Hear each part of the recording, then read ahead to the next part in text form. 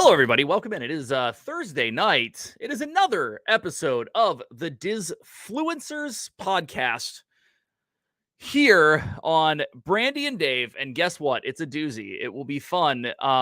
Literally, we're a minute late because we were talking too much backstage and I didn't look at the time. Because, I'm never on time. At any rate, if you are a fan of this and that. But welcome in, everybody. Hope you are well. It is episode 2 of season 4 of the DisFluencers podcast here on the Brandy and Dave News Network, which is not a thing, but you know what? It actually sounds relatively good, and I got my news voice going, and I really don't understand why. But I'm excited. I think it's because it's Thursday. Just in general. Who doesn't love a Thursday night going into a Friday? Some good Disney talk with our guest this evening, Greg from Chip & Co. We're going to be talking, as always, Disney creation, Disney creator, Disney content creation. That's the words I'm looking for. But I'm going to bring Greg in. Greg, what's going on, man? How are you? Ahoy, hoy, Dave, and no Brandy, but ahoy, hoy, Dave and Brandy. Thank you so much for having us here. Or Brandy and man. Dave. Which one do you prefer? Well, first of all, it has to be Brandy and Dave because that's the name of the channel. It's funny because there is a Dave and Brandy, and they also do travel content. So, well, then let's start that over. Ahoy, hoy, Dave. Thank you so much for having me on Brandy and Dave. No, seriously, I appreciate the offer. Man. I appreciate you asking me to come on. I've always thought of you as one of the smartest men in this business, so I look forward to having a conversation with you. Hey, man, appreciate it. Kind of samesies. We've been on Pete's stream a couple times together and have had some good conversations. So figured we would just dive in and go for it here on the reboot of DisFluencers. Yeah, welcome back, by the way. Yeah, thank you. I appreciate it. It was COVID screwed it up. It's just kind of is what it is. Life got in the way, but dude, it's all good. We're back, and that's all that matters. So, but I appreciate you taking the time out, coming on, and talking Disney. That's kind of your job, so it's more like you're working. Am I ever off the clock? I don't think. No, I think no. I don't. And is there actually a clock? I mean, literally, I get paid to talk about Disney, so it's not that hard of a life I have. Dude, it's real tough, man. It's real tough to have to do that all day. So, I will start with the obvious question. So you are with Chip & Co. How did you end up there? What is the path of Greg to get to where you are now, covering all things Disney at Walt Disney World? See, I was like, you know what? I'm gonna be like normal Greg tonight because my wild podcast side of me was just about to answer in the most worst, dirty way in the possible. I was like, you know what? We're not going to do that tonight. That's Let's hilarious. be civil. That's funny. No, so my path was simple. Chip, who has done this for, at the time, 11 years by that point, was looking for writers or people who were around the Disney area and could spend some time going to Disney, creating content for him. And it really was, my wife was going to be a writer. She ended up with a full-time job where she could not do it. And she was like, here, can you write these articles for me? And I was like, I've never written in my life, but I think of myself as a semi-intelligent human being, and blog posting is not the hardest thing in the world, but it was just a matter of figuring out how to write in my voice. I figured if people could hear what I was telling them in my voice, it would catch on a little bit. Fast forward to I just became Mr. Reliable around Chip & Company, and you put yourself into every position and you do everything you can to get ahead in this world. And I was not satisfied being number 3 or 4 or 5 or whatever it was on that list. And I was going to work harder, and I was going to learn how everybody took pictures, what looked good, what didn't look good. And so Chip, over time, gave more and more responsibility to me, to the point where we are now podcast deep, YouTube deep, Instagram deep, 4 or 5 articles a day. I think I just hit my 2,000th article written 2 days ago. It's crazy. And yeah, I mean, he's also a really easy man to get along with and to talk to when doing work and stuff like that. So yeah, that's Nice. the route. To be quite honest, goes back further. My wife and I, Holly, which by the way, hi Holly. If I don't Hi, say hi to Holly. my wife, she'll kill Thank me. you for tuning in. Yeah, she is. She's right there in the You'll chat notice that too. my wife is not in the chat. I'm just That saying. would be the Brandy of That'd be the Brandy and Brandy Dave. version. Yeah. You better half, as they say. Yeah. Oh, she is absolutely my better half by a Yeah. long shot. Like, Yeah, dude. You know how they say there's a reacher and what's the him yim reference? Oh, a reacher and a not follower, whatever. Anywho, I'm definitely the reacher. I outkicked my coverage. That's what I say more often than not. I went way above my station in life. Yeah, So, right. Same season. Anywho, yes. So anyway, continue. I had retired from my original career. I had toured for many years with some pretty good bands, and was an audio engineer and a tour manager. So I already knew how media worked. I already knew how to schmooze the room, and I could hold my own talking to whomever I needed to talk to, and all that I had gained in the past through that last career, and when I retired from that, and we were in Georgia, we kept on coming down to Disney and coming down to Disney, and then COVID hit, and we got locked in the house for 6 weeks, and something snapped in my brain, and I went a little crazy. I was like, we need to move. Right. And so we literally packed up and moved. We were spending, I crazy. think in 2 years, we spent somewhere around $12,000 or $13,000 driving back and forth.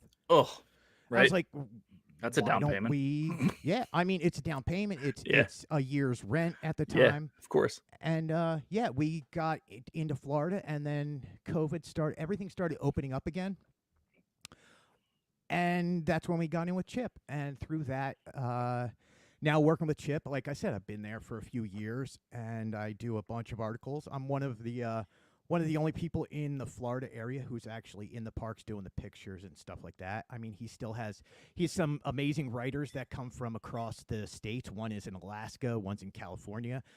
Chris is down here in Florida who writes, and then right.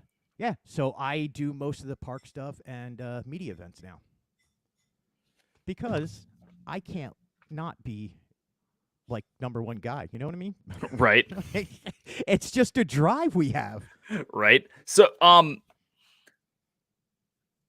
you were driving to Disney, right? So the real question is, why Disney? Where did your love for Disney to where you're now covering it comes from?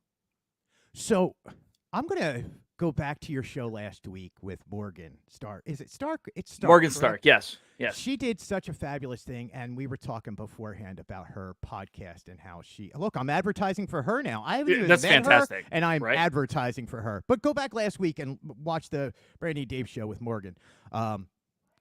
She talks about your greatest stories or your happiest moments at Disney. So Right. I just have those.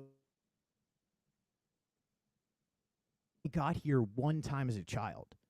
And when I came as a child, I had lasting memories of going through Epcot in '83 and seeing it really was the world of tomorrow. It was future world. It was amazing to see all that stuff. I have this memory of being 8 years old and being on the Walt Disney World Railroad. And my father and I never got along as father and son. We got along in business, but not as father and son. But I remember being on the train and him becoming a child and telling me all about the train and all about Walt Disney himself and how being on this train reflects this. You would not be in Disney World had it not been for a train. You would not have Disneyland had it not been for a train. So I always remembered that train ride around Disney World, and it stuck with me my whole life. I remember seeing poor Tigger. Some little kid walked up and punched Tigger so hard in the groin that Tigger went and had to lay down on a bench. And I was like, that just stuck with me as a child. Right. So fast forward many years, and of course, Disney movies, being fans of Tron and all the stuff in the 80s, the Gummy Bears, just Sunday morning cartoons, Saturday, or was it weekday afternoons, watching Chippendale Rescue Rangers, the Gummy Bears, and then Pirates of the Caribbean and some of the other movies that came out, and then the Renaissance with Frozen, and I can go back to The Little Mermaid and hearing Part of Your World, and I just had this connection with Disney itself. I felt like I was a perfect Disney person. Right. So fast forward a few years, and Holly and I bring our youngest daughter down with us on the first trip we come down here. Or sorry, we came down here to see Kingdom Hearts 3 being premiered at Disney Springs. It was January 2nd. We went, what are you doing today? I don't know. What are you doing today? Let's go down to Disney Springs. 7 hours later, we're at Disney Springs playing Kingdom Hearts. That's awesome. But I'm going to finish that story in one second. Let me just put a book note right there. Yeah. So we come down the first time we're in the parks. I'm with my youngest daughter, and I believe she's 13 at the time, maybe 12. And we walk through Epcot, and we're walking around, and I didn't know what a character palooza was at that time. But as we walk by World Showcase in between UK and Canada, right where the place Joffrey stand is now, they were doing a character palooza, and there was Tigger. And all of a sudden, all these memories of 8-year-old me seeing Tigger get squarely crushed in the groin came flooding back to me, and I got so overwhelmed with emotion that I pushed my 13-year-old daughter out of the way so I could get to Tigger first. And I didn't just push her, I put her into the shrubs. I had pushed her. I didn't realize I did this. Emotions took over me, and there I am, Tigger. I'm crying in Tigger's shoulder. My daughter's crying in the bush. I don't know how she got there. But so anyway, it was just all these things and these wonderful stories. It made Disney what I wanted to be. Now, mind you, my wife and I, when we met 23 years ago, one of the first things we ever did was take road trips. And we would drive from Philadelphia down to like Myrtle Beach, or Philadelphia down to Ocean City, Maryland, Philadelphia down to Richmond, Virginia. And we would spend time in the car just talking about life. And that's when I knew she was my best friend in the world. I could talk to her about anything. And it was the most truthful, honest relationship I've ever had in my life. So driving back and forth to Disney, I got to hang out with my wife. I got to just spend time with her. And so it all became this romantic relationship with Disney. Awesome. That's fantastic. I'll tell you what, the Pennsylvania to Florida drive, you can tell a lot of stories. You sure can. It was what, 17 for you as well, I'm assuming? 17, yeah. Yeah, that's fantastic, dude. The throwing your daughter in a bush is probably up there with the best memory ever. I thought it was going somewhere else, and then you threw her in a bush. I thought it was going down the same path as a lot of fathers, where I remember the first time my daughter met Mickey Mouse, and I spent too much time trying to get the good picture that I forget the face, but I got this face, right? That's fantastic. I don't believe we'll ever hear. The best is there is actually a picture of me in Tigger's arms just weeping. Oh, really? That's fantastic. Somewhere there. I guarantee you, Holly has that picture of me just breaking down. That is arms. And the poor cast members just like, whoa, this is too much. Did that man just push his daughter? I think he did. So you say that, except for the fact that I honestly feel that if any cast member is actually friends with any character, they have seen more than all of us think.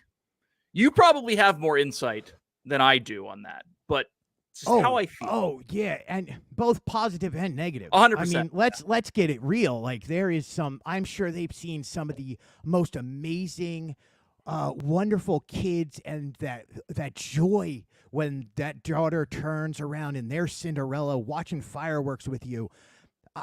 it's got to be the most special thing. But again, you've also seen the worst things in the world where mom and dad are screaming at you to stop crying because you're about to meet Cinderella, and Cinderella's still got to be Cinderella, and the friends of Cinderella have to keep it together. And it's like, Right. there's Disney for you. It's a dichotomy of the most positive and the worst of people all at the same time. That it's crazy, right? Because you I mean, we've all seen it. We've all been to the parks, and we've all seen what you're speaking about, right? Like the the complete palette of humanity, and how they interact with people just in general. Um, but like I know, I mean, Gaston, when he first came onto the scene in Fantasyland in what 24 was it 14? New Fantasyland? Sound around, yeah, 14. I think so. Um, somewhere on there, like so one of the earliest videos we have was of that Gaston parading Dawson down the line as a 2-year-old because he was dressed up as Gaston, yelling, "This child is better than all of you." Like it was perfect. It's a fantastic video to watch, right? But because of that, we would always go see Gaston every time we were there. And it was always someone else who was friends with him. We'd only seen we've had some very, very good interactions. But I've also seen 20-something girls who are just in love with Gaston, fawning over him. I've also seen people get married in front of him. Get engaged. I'm sorry, not married. Get engaged in front of Gaston. It just random stuff, dude. It's crazy. So that's what I've seen, and I've been lucky enough to not see like the really negative side, which unfortunately I think has come out a lot more, or at least people have more phones on them. There was a fight, last week? This week?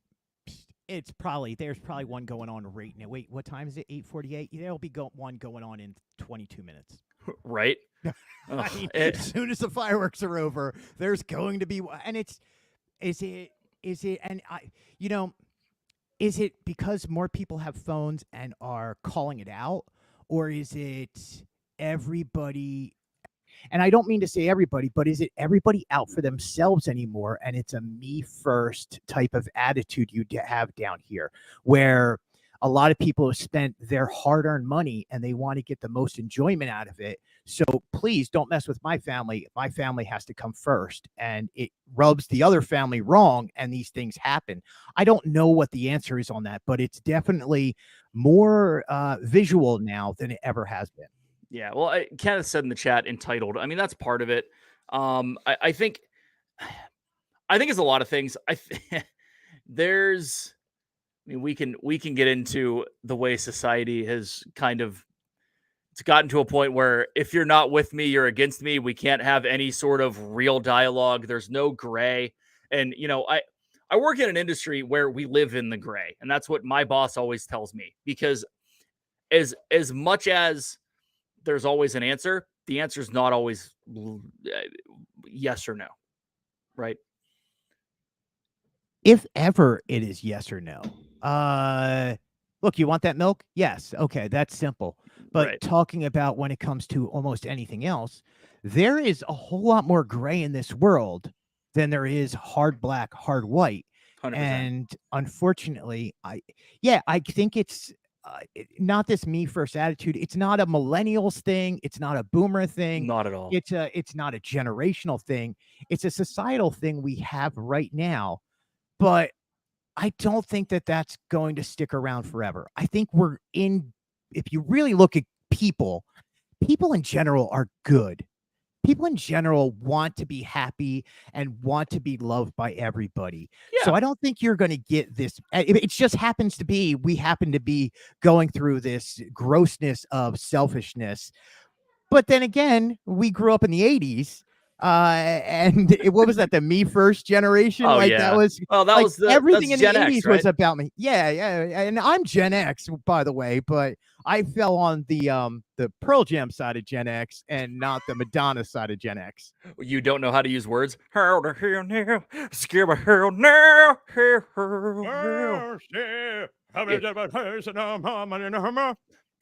That's no one knows any lyric, actual lyric to the album 10. Just Oh my gosh! Speaking of that, have you ever?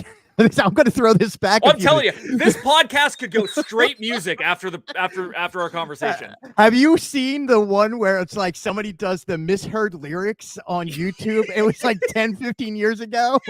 Oh, wizard and a whale are going down the street. It's like, this is the smartest. I love that. And now it's gone. I mean, there you go. I just showed you how old I am. Dude, it's so bad. Well, it's funny because, YouTube's been around a lot longer than people are like, oh yeah, YouTube. And then you realize that like things that you loved early on, like the real first creators. Do you remember the my new haircut on YouTube? Jaeger bombs. Yes. Yeah. I mean, that's over a decade old right now. I still have badger stuck in my head on a daily loop. Like, I don't think I can walk through a building without having that play once in a while. There's the old remember the explanation of nuclear powers and how we're going to blow each other up, where it's like and then France will fire the missiles, but I'm late tired. Okay, we'll take a nap. Z fires the missiles. I yell that at work. Like, as an adult, as a 43-year-old man, I yell random stuff from 20 years ago. It's insane. So I played World of Warcraft when the whole Leroy Jenkins thing happened, and we'd walk around and like I'd get into a room and be like, Leroy Jenkins. Jesus, so funny. Where did that come from? Anyway, so we were talking about Disney. We're off the rails. That's not new around for anything I'm involved in. Yeah, dude. No. So cool. So you moved to Florida. You're doing stuff for Chip and Co. Right? We know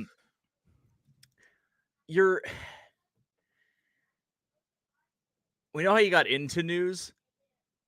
We know there's a ton of news sites out there, especially covering Disney, covering all the parks.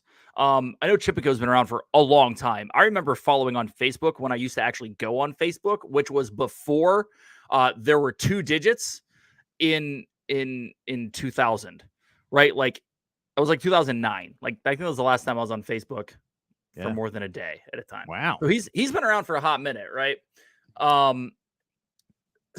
So now, obviously, more and more people entering the game. How do you guys keep it fresh?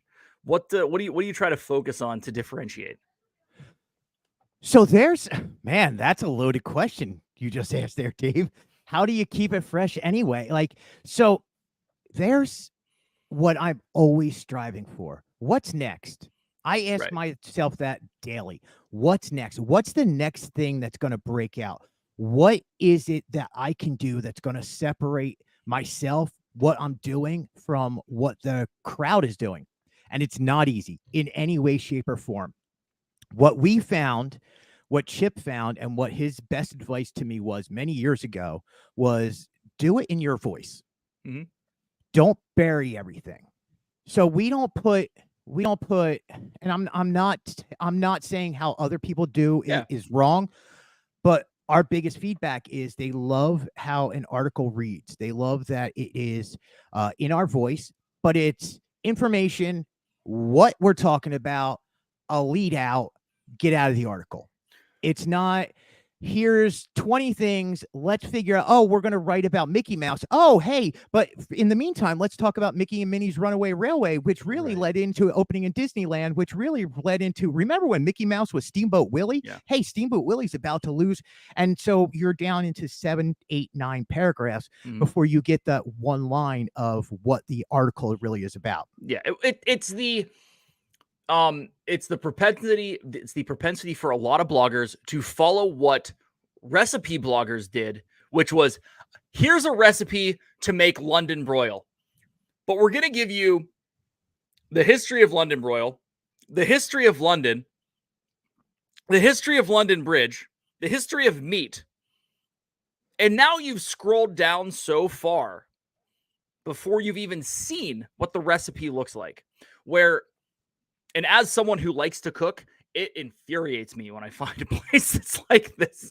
It is, it's so. It is. But on the other hand, there's a difference between writing for your audience and writing to make sure the click matters more. And there you are. That's the best way to put that. That's the issue.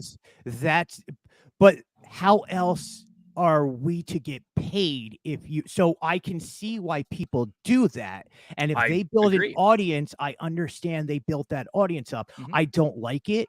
I would rather see a review where you get an actual review of like Dislike Mark. He's actually in chat right now. He will do entertainment and he will do reviews for Chip and Co. And he does such a fabulous job because he goes into the details right away. He doesn't sit there and bloviate on other things. That's what works with the Chip and Co audience.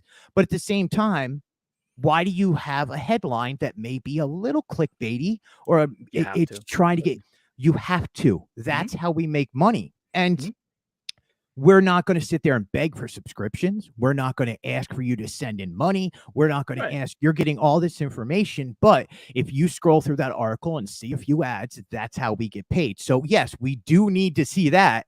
But at the same time, you could do an article in your voice and you can do an article properly and you could do an article that gets to the heart of the matter. And if you have something to say on that, your article is going to be 5, 6, 7 paragraphs long because you are in that. You want to talk about that. Yeah. I'm not going to say, look, we cover a whole lot of cupcakes. You know what I don't ever want to write about again is a cupcake. But you know what? I also realize that tomorrow, cupcake is absolutely going to make money, and people loves hearing about that. Doesn't mean that it's my favorite thing in the world, but you know what? My job, our job at Chip and Co is simple. We're selling you the dream of coming down here. And if that cupcake is going to make you happy, then we're going to show you that cupcake because we want to make you happy. And we want you to come back and click again on another article. And we want you to think that we're also semi-intelligent and not a bunch of monkeys bashing at a keyboard. Right. So you said the word you about 15 times in that paragraph. And that's the point. The point is writing for the audience, figuring out what you as the reader want to find out. So we as fans of Disney, all of us, everyone watching, everyone on every channel that loves Disney enough to partake in anything on any medium, on any outlet, you are the 10%. You are the 1 in 10 of people that that go to Disney that actually know more than all of them. And the thing is like you said, that one cupcake to that one person who finally read that one article because they're going in 3 weeks and they now want to see what's going on. That's what you're writing for. I'm a huge Gary Vee fan, and like I'm like it's the jab hook theory, right? Give, then ask. Right? That's kind of how I roll. And it's all about caring about who you're talking to more than anything in the entire world. So when you ask, the original question was, how do you keep it fresh? You have to know these things. You just have to know what your audience is. You have to know what you're writing about. You have to know why you're writing about it. And there's a bit of caring involved. You have to care about it. But then at the same time, you go, okay, what is not being used and what's not being inundated? What can we do that's new? We could start a podcast network. We could put up a few videos on YouTube.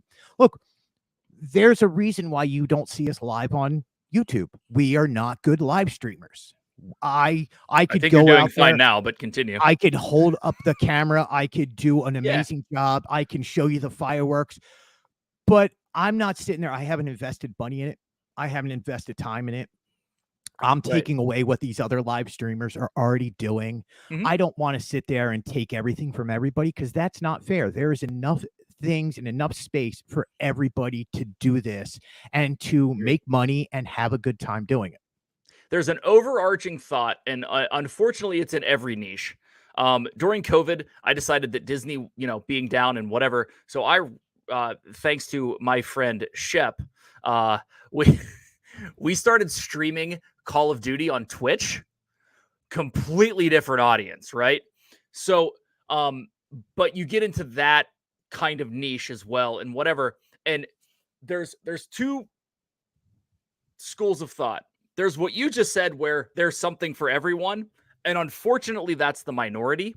The majority is, I am in competition with all of these people, and I'm not naive enough to know that that technically you're in competition with everyone that like you talk to in the Disney space. You are, because who is going to spend their time looking at Disney stuff? There's only so many hours in the day. There's only so many hours that someone's going to do it. So technically you're in competition.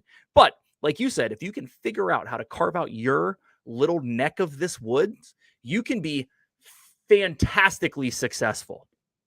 So, and play on your strengths. When I used to tour with a country artist. Yes. Gentleman named Colin Ray, and we would do festivals, and our bass player would get out there every night, and during the festival be like, all right guys, we're going to play better than them, we're going to beat them, it's our, I'm like, dude, we're at a festival. First off, half the audience is here for us, the other half is here for them. Right. Where's the competition? Like, this is art, this is music, this is fun. Exactly. Whoa, dude, like I'm cool. And they never understood that. Like, here I am with a bunch of Southern guys who were amazing people. And here I am from Philly, and they thought I'd be the hardcore one with the attitude. And I'm like, man, it's all good. Let's just chill. Just relax. We're going to do our set. The people are either going to love us or hate us. Maybe we get a new few fans. Maybe we spread the fans around. Disney's almost the same way. There is a finite number of fans. They are paying attention to more than one site. They're interacting with more than one site. I don't know how many times I've had people come up to me like, oh, Greg from Chip and Go. Great. Hey, I love this. And then they'll start talking to me about Nate or Tim. Of or course. They'll talk about AJ or any of these other ones. And you know what? That's awesome, man. I'm glad you're getting this information from somewhere, because at least you put my name in there. Yeah. Well, there's you're exactly right. I know personally, and I'm trying to think, right? Like, I am a touring plans like stan, and have been, but but because of what they do with their app, and it's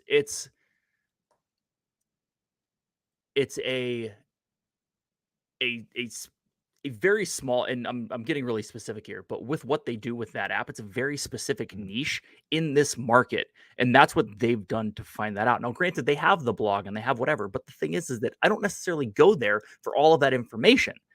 You go to wherever, and this kind of goes into like social media on top of it.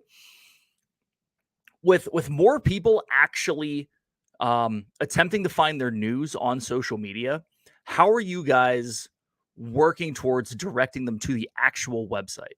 Like, what's your thought process there? So we are, and here's my thought process, and it seems to be working. And I am not, technically, I would be considered an influencer, correct? You are. We're all influencers. Yep. I influence people. Doesn't matter what medium I'm using. We're influencing people. We're trying to influence people to come to Disney and see the light and see how beautiful this place is and escape it all and come down here. Right. But when I go to an event, when I go to Disney, I don't turn the camera around on myself.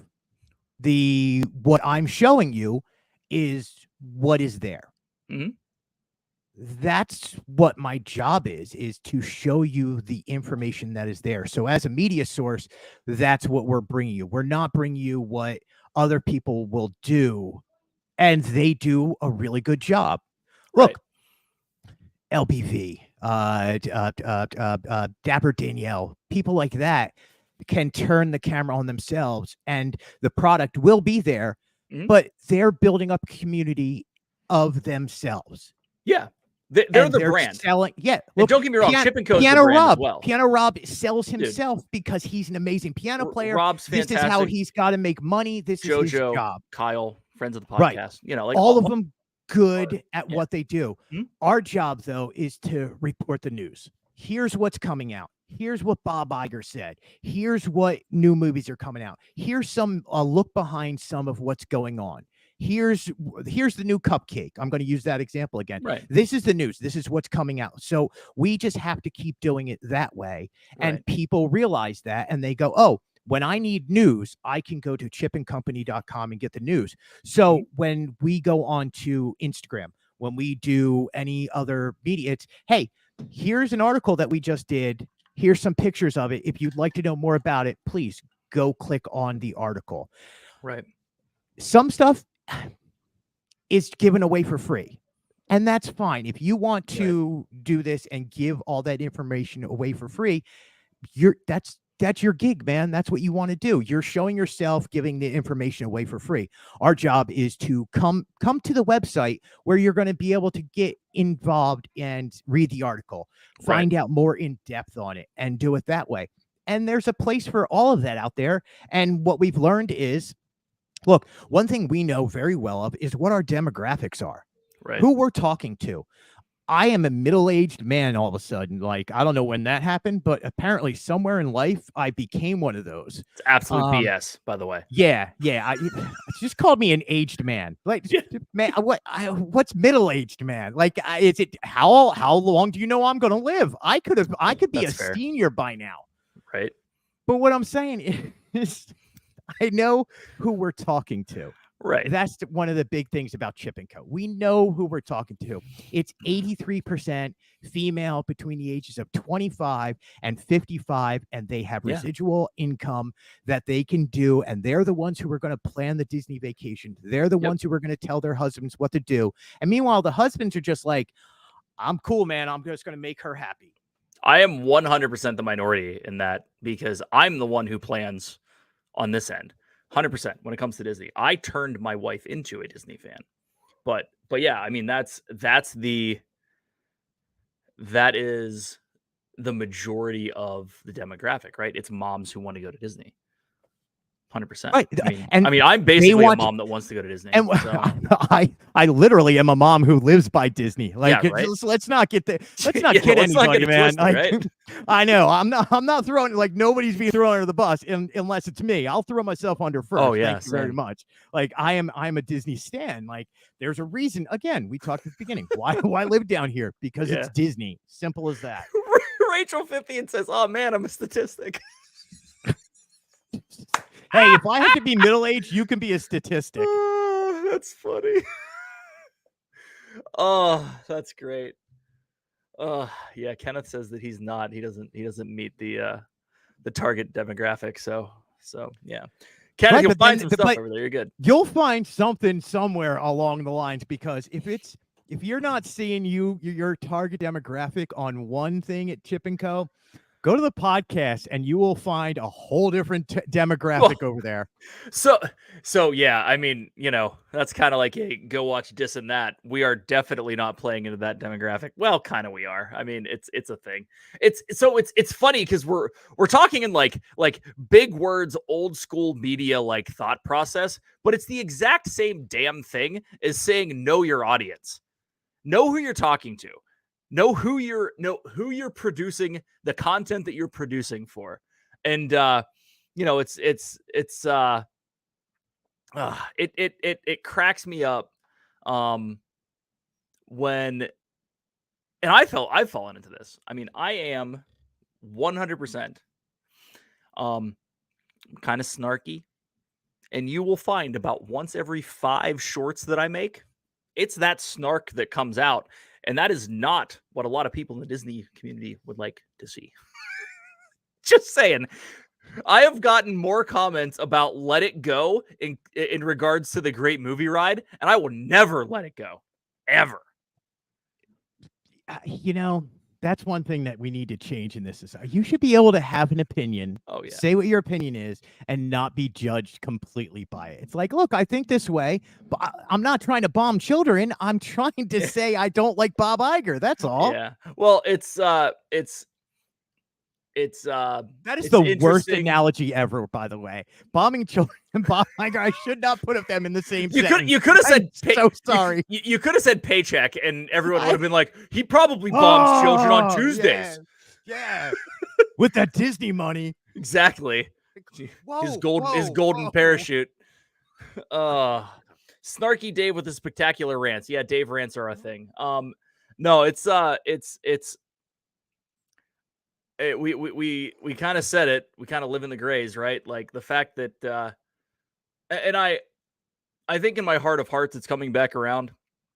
And I hope on all hope that is out there that we are getting back to when we can have real discourse on things that matter, as opposed to us having real discourse on whether or not Bob Iger being extended for 2 years is going to make or break your life. I mean, it's really interesting how every single decision that happens in your sphere, people take extremely seriously, and sometimes you have to realize. I saw it was a Kevin Hart interview with Rogan, and I just saw it this evening. And it was Kevin Hart talking about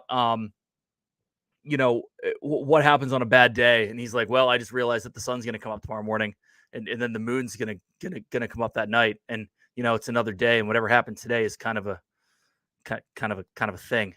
So here's a question it's for you. And yeah, I don't know if you find this, and here's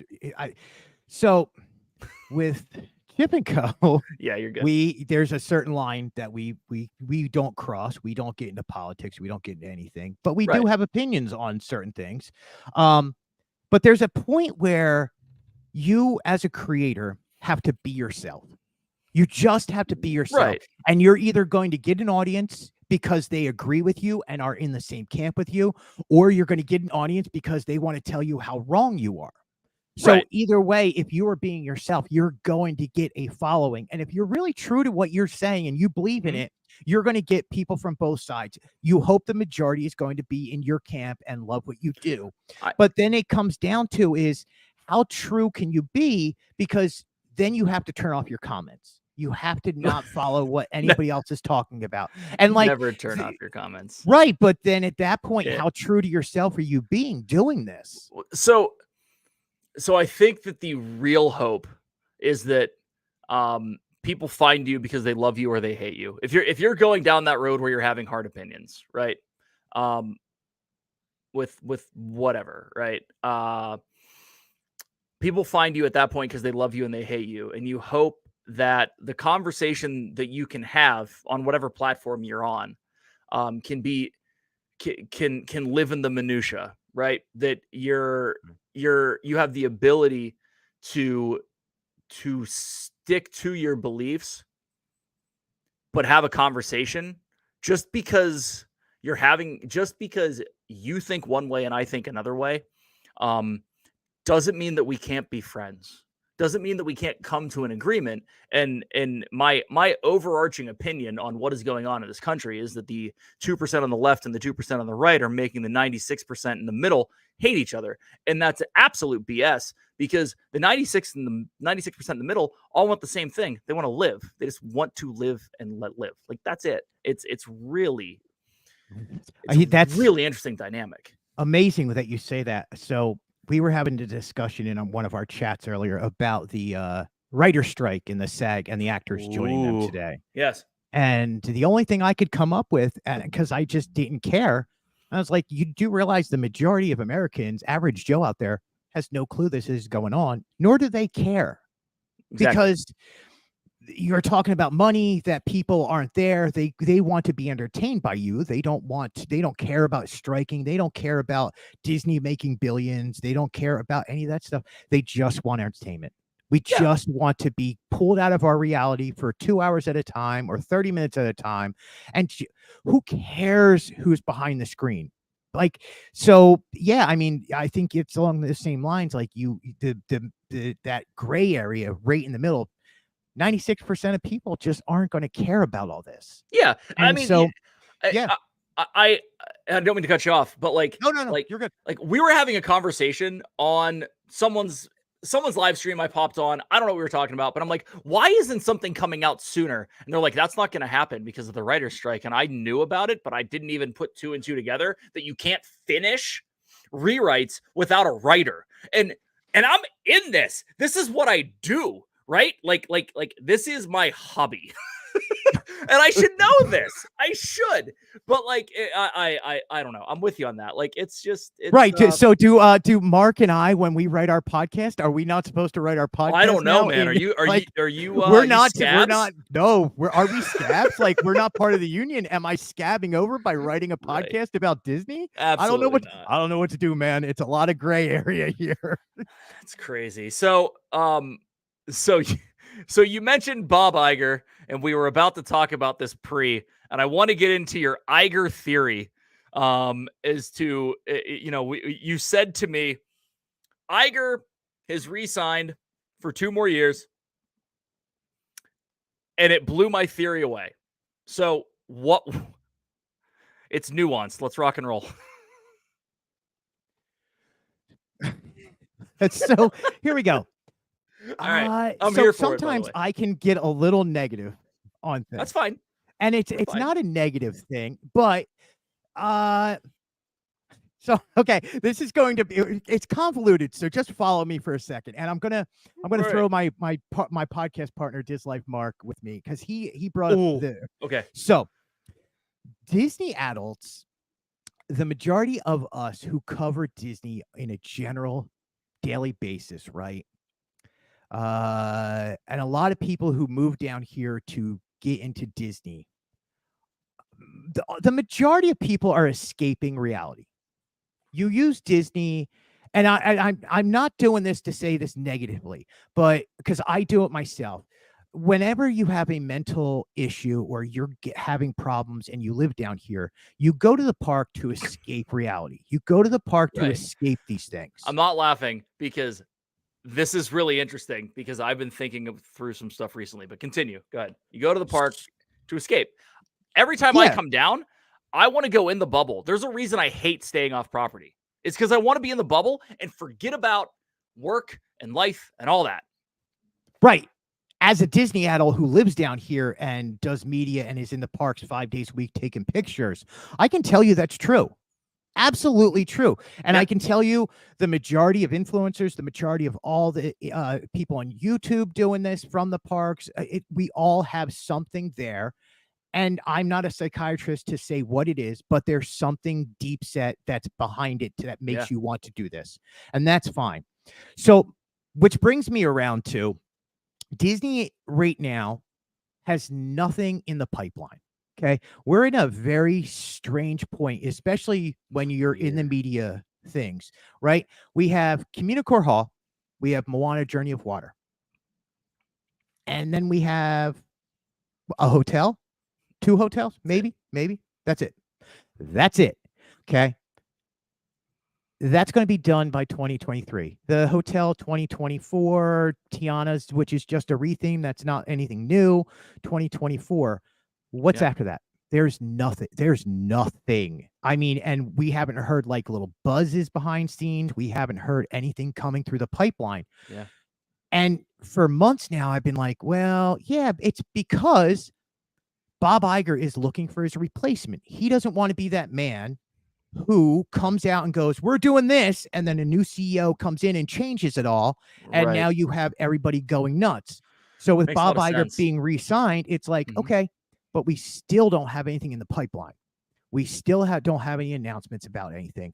What are we going to do as media and people who cover this when there's nothing to look forward to? Which comes down to, sorry. And no, you're good. Continue. So what, if there's nothing to look forward to, what do we do in the meantime? How do we keep bringing this news to people? And more importantly, what's going on in the Disney bubble that is preventing us from knowing what the future holds? Or are we in such a flux state coming out of COVID and pandemic times that this getting rid of Chapek, Iger leaving, Chapek coming in, Chapek leaving, Iger coming back in, Iger leaving, bringing somebody else new, nope, Iger staying. We don't even know what's going on at the head of the board. And in the meantime, we're told Christine McCarthy left because maybe she wasn't going to be around for the new CEO. We heard the chief diversity officer left because we didn't know if she was going to be around. There's something going on down here right now that I can't put my finger on, and I don't think a lot of people are thinking about, because my whole industry revolves around what's next. What is Disney doing next? What are we going to get? Let's hype this up for months on end. There's nothing to hype anymore. We have nothing in the pipe works. So I was at D23 as well. I was super pumped for what went on, I was super pumped that we got we got the panel, right? So we got the parks panel as something we could go to. I was also super pumped that the people I was with, one of them, who shall remain nameless, did not follow the line, and we sat 3 rows behind Bob Chapek, dead center. Okay. Cool. We're not going to talk about it. Anywho. Wait. Was your group in the first panel also the Legends panel when Mr. Chapek came out and the one person booed him? I was not there for that. Okay, so I've been looking for that one person. That's all. It's possible. It's possible. No, I was at the Society of Explorers and Adventurers panel, which was fantastic. By the way, so super good. So, anywho, we are sitting there, and Josh Tomorrow, that everyone loves, comes out and literally gives what I could have given as a Blue Sky podcast about over there in Animal Kingdom, where there was dinosaur land. We're going to put some IP in it. And over there, we have a little spot that we might be able to expand in behind Big Thunder Mountain. But over there, we might put some IP in it. That's all he said. Maybe. It's like maybe. And it was like, that's what you have for Disneyland. Or I'm sorry, Disney World. The only thing you had for real is that you are kowtowing to your fans for once and actually bringing Happily Ever After back. It's the only news. And a ghost. I got nothing. It was a ghost and Happily Ever After. Yeah, so bad. And as a Disney World guy, I was like, what are you going to do? Now, they've obviously said they're going to drop $10 billion into World, right? So that... No, actually, it was 17 billion over. Was it 17 billion? I'm sorry, 17 billion over 10 years. My bad. I have my numbers backwards.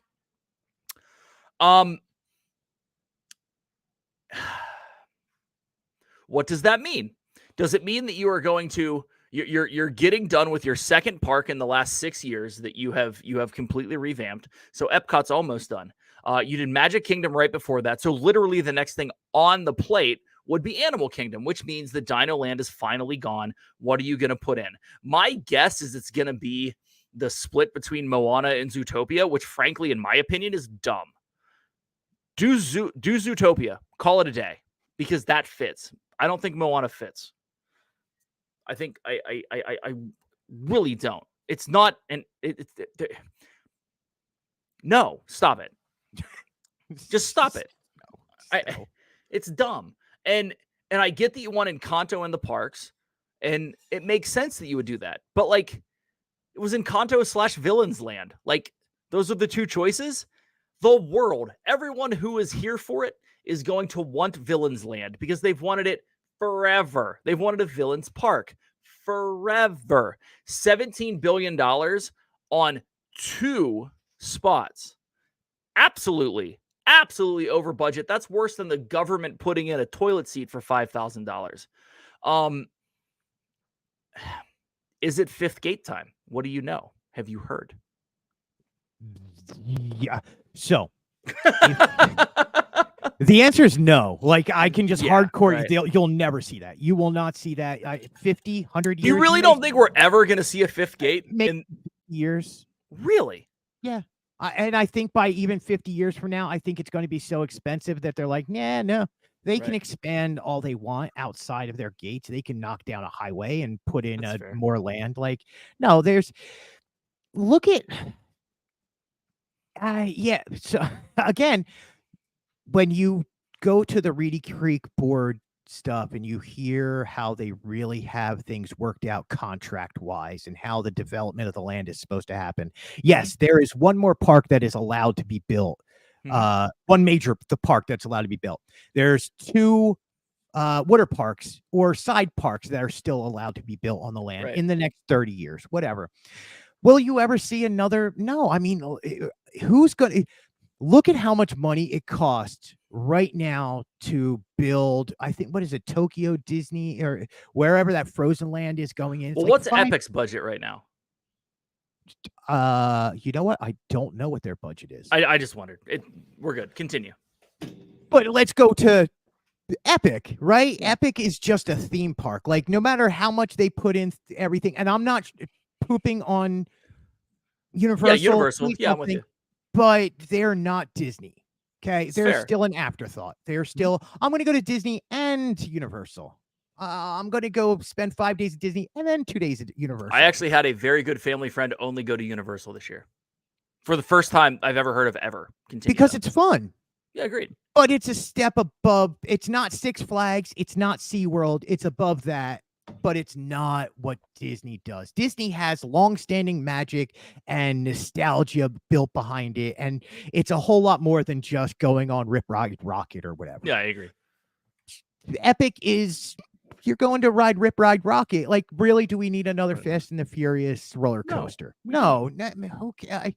You're speaking to millennials. Those millennials will grow up and they will then want to go to Universal all the time. That's fine. No, there's nothing wrong with that. Well, Potter's the big win for them because Potter is going to beget Potter kids for now. Well, I think continually. Oh, you let her keep talking and she is alienating this new generation. These kids know what they're talking about. Like, that's why I love this new generation coming up, man. These kids are so smart and so well educated, and they know they believe in issues and they believe in stuff. Whether it's real or not, but my 10-year-old, who after my older daughter said, "Hey, let's go do a core exercise routine." He looked up online what would be good and what would be bad, and then had a hard opinion immediately. He's also 85. He's 10 and 85 at the same time. So it's interesting. But yeah, continue. I'm with you on that. They know how to use their stuff for sure. They are way more educated than I will ever be. Like, and props, like, they have way more information at their disposal than you and I ever did. Like, when I wanted to get information, I had to sneak on like scrambled porn in the middle of the night or something. Like, Cinemax didn't exist in my house. Red Shoe Diaries. The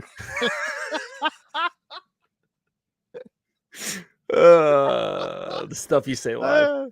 Right. Yeah, sorry. So sorry. Like, be like, oh, he said that. Yeah, I apologize. But yeah, I just don't. Is Disney going to add something? Of course they're going to add something. Right. Is there a new park? I don't think so. I don't think you'll ever see that. I think we as a community love blue skying everything.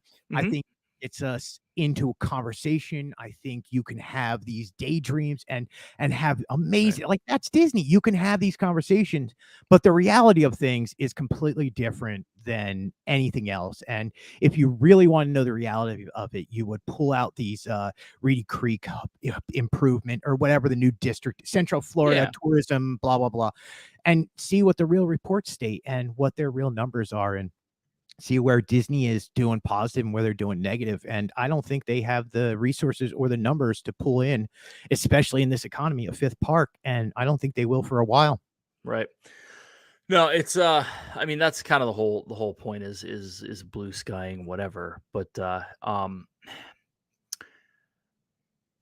that's the point of going to Disney, right? Like, since I've been part of this community, and we're going back a decade and a half, there's been rumors of a fifth park the entire time.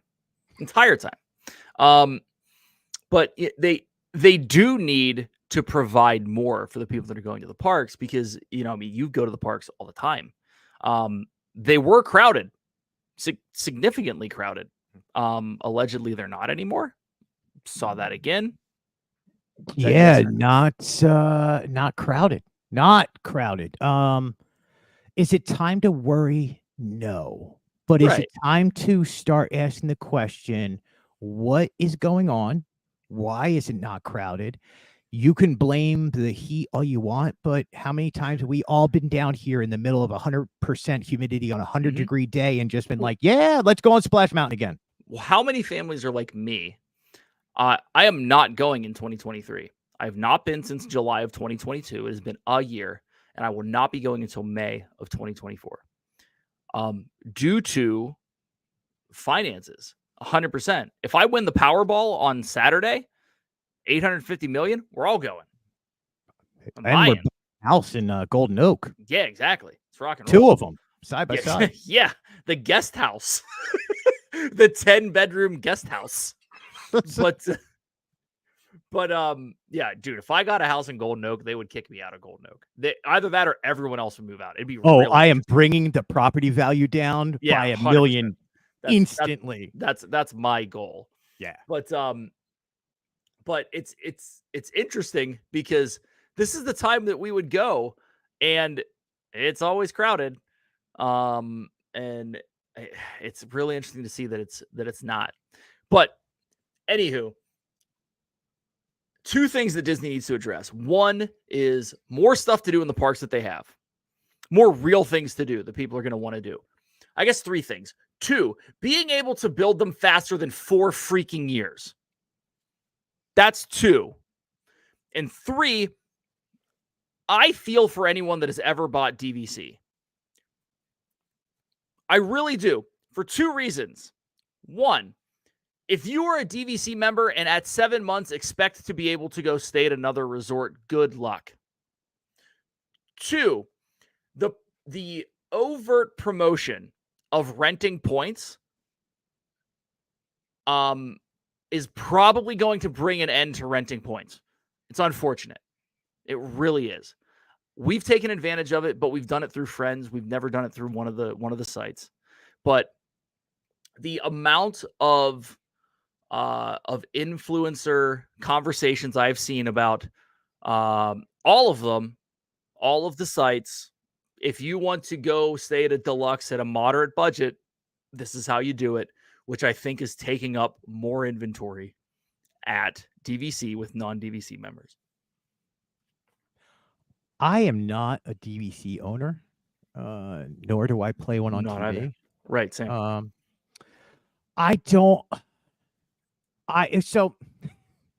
This is where I get myself in trouble. Let's call it like it is. It's a timeshare. You're buying a timeshare. Oh, 100% it is. At the end of the day, it's a timeshare. It's a timeshare, and you're buying it in Central Florida, and you just get the Disney name behind it. Look, Disney got angry about a few other things DVC owners were doing, and they were like, yeah, now if you want to resell your contract, you have to offer it to us first, and we get first right of refusal, and we can pay you less than what the value is because we're Disney and we own it. Because even though you own part of it, you don't own anything. Right. Secondly, on that same thought process is if you buy resale market now, you can only stay at your own resort. And you don't get the blue card. Nope, you don't get anything. Yeah, so you can't go to Moonlight Magic. You can't go to Disney Villain's Lair. Mm-hmm. You don't get the perks and the whatever else is there. Now listen, on the other hand, I do know DVC owners who use it every other year or every summer. This is what they come down here religiously every year for 7 days or 10 days. And they use exact amount of points they bought originally. They stay at the place that they want to stay at, and they love it every year. And the way that it was intended. They planned it. Yeah, they did it how it was planned to. Influencers and other people have figured out how to manipulate the system in the guests' favor. And when that happens, everybody gets in trouble for it. Like, and Disney comes down like they're the old school marm, and you know what? With the whole class gets in trouble instead of Greg or Dave for talking. Yeah, exactly. And that's the unfortunate part. I mean, it's one thing to have a friend who's like, "Look, I'm not going this year. I got to get rid of these points. Do you want to buy them off me and I'll set everything up?" Cool. It's one thing for it's another thing for and I would never ever trust this, but I know a lot of people who would do it yearly on the Disboards or some other forum where they would send a significant amount of money to someone who would book their trip for them they could easily get screwed out of. Again, it's vetting the people that would do that. Now the fact that I can grab a credit card and pay. Wait, can you hold that up a little higher? No, because I was smart. It's the back, and I'm covering a lot of it. And hold up a credit card. Yeah, you're good. You can put it on a credit card and go through one of these services that is going to manage everything for you. I think it's a fantastic business thought. It is going to drive itself to a point where it is not tenable anymore at all. And it sucks because I have dude, 1 year we stayed at the Poly for $1,000 for 7 nights. Dang. Because a friend of ours said, "Hey, I have points." We said, "What do you want?" We said $1,000. Cool. It was a relational conversation. It wasn't a business-driven conversation. Right. So we can go back to, again, this whole actors striking and stuff like that. Look, capitalism works on many, many levels, and it's a wonderful system. But then it is also a snake that's going to eat itself because it's always about growth. It's always about building and expanding. Yeah. And unfortunately, when you do that and you don't have any more places for people to go or stay, and you're always overbooked, it's going to turn on itself and something is not going to be happy. And then Disney's going to have to redo the whole thing. I don't know. Again, I am not privileged enough to be a DVC owner. Yeah, no, I'm not either. And the thing is like, I'm pissed because I almost bought in 2010 and it was like Monopoly money compared to what you're buying in now. I think it was 200 points at Wilderness Lodge. Maybe not Wilderness Lodge. No, I think it was because Wilderness Lodge was the newest one at that point. I think it was 200 points at Wilderness Lodge, and it was under $8,000. But that was secondary market, and that was in 2010. That was 15 years ago, basically. Right, so you probably would have had about 30 years left on that contract to enjoy. But it doesn't matter because I would have made my money back in 5 to 7 years, as much as we go. So we used to come down here when we were poor, like poor. Right. So, did you ever do the DVC meetings like prior to pandemic? No, I've never done one. Please take the tour. Well, at one point they were up to like, "Oh, please take the tour. We'll give each of you $125." I remember that. Yeah. I was like, yeah, I want to eat this week. I just spent all my money on Disney. I'm taking the tour, and you can do it like 2 or 3 times. Speaking of manipulating the system, yeah, it really sucks on everything. Dude, it really sucks because it happens on everything. Like, it's like I remember seeing posts of people who are like, "I am dropping all of these ADRs tomorrow," and there's like 6 in a day, and it's like, why? Well, isn't that what people got in trouble with over at Fort Wilderness? Because they were booking up these cabins in like huge blocks. Yeah. And just taking it off the market, and then they would sit empty because they never really used them or sold them, or I don't know. Look, so this is where I'll get in trouble, and you're fine. You know what? It's the same thing with resellers here. It's the same people who, when Haunted Mansion bags dropped the other day, they yelled at the cast member long enough that the cast member was like, "Yeah, it's 2 limit," and they were like, "Well, I don't see a sign," and they badgered him to death. So then they bought 20 of each bag. Right. It's like, So, yeah, you're taking all the market from people who really need it. So so you, who had nothing to do with the creation, the design, the mhm. implementation, the nothing, and you can now take that money and make money off of it, even though Yep. you had nothing to do with it. Yep. I am not anti-reseller. I will gladly say that. I am anti a-hole reseller, but I'm not anti-reselling things because There's a difference between personal you can shopping you, and you can reselling, in my but opinion. also you can ethically go there and buy your limit and be an adult about it and then go online and list it to make a profit because you have that, because there are thousands of people that want that can't get to the park that day. You are That's you different. That's different. Selling to you are people who can't get providing a here. service by reselling that bag online. If you are an a-hole about it, that's your prerogative, but bad juju all around. I have neglected to get into this conversation before because I'm also the guy that would really like to go, or like has attempted to, in Web3, buy and resell NFTs to make a profit. It's the Right. same damn thing, but with lounge flies. But if there's a limit, don't be the asshole that's gonna push the limit, because that's wrong. That's just not being a human being. Do what you want to do to make money. I get that. But at the same token, realize that you're shelling out a bunch of money and then you have to resell it to make that back. So Juju plays a part in this, man. I get it. I know a lot of people hate the fact that someone will walk in and whatever. Like, it's like bringing your kid who's 4, who isn't going to buy 10 bags, and now you can buy 20. That's BS. Or you have a stroller and no child. Oh, exactly. Oh, He's those asleep. Don't look in there. Yeah, He's yeah, afraid of because light. there's no baby in there. Like, I don't mind people buying. There's rules, okay?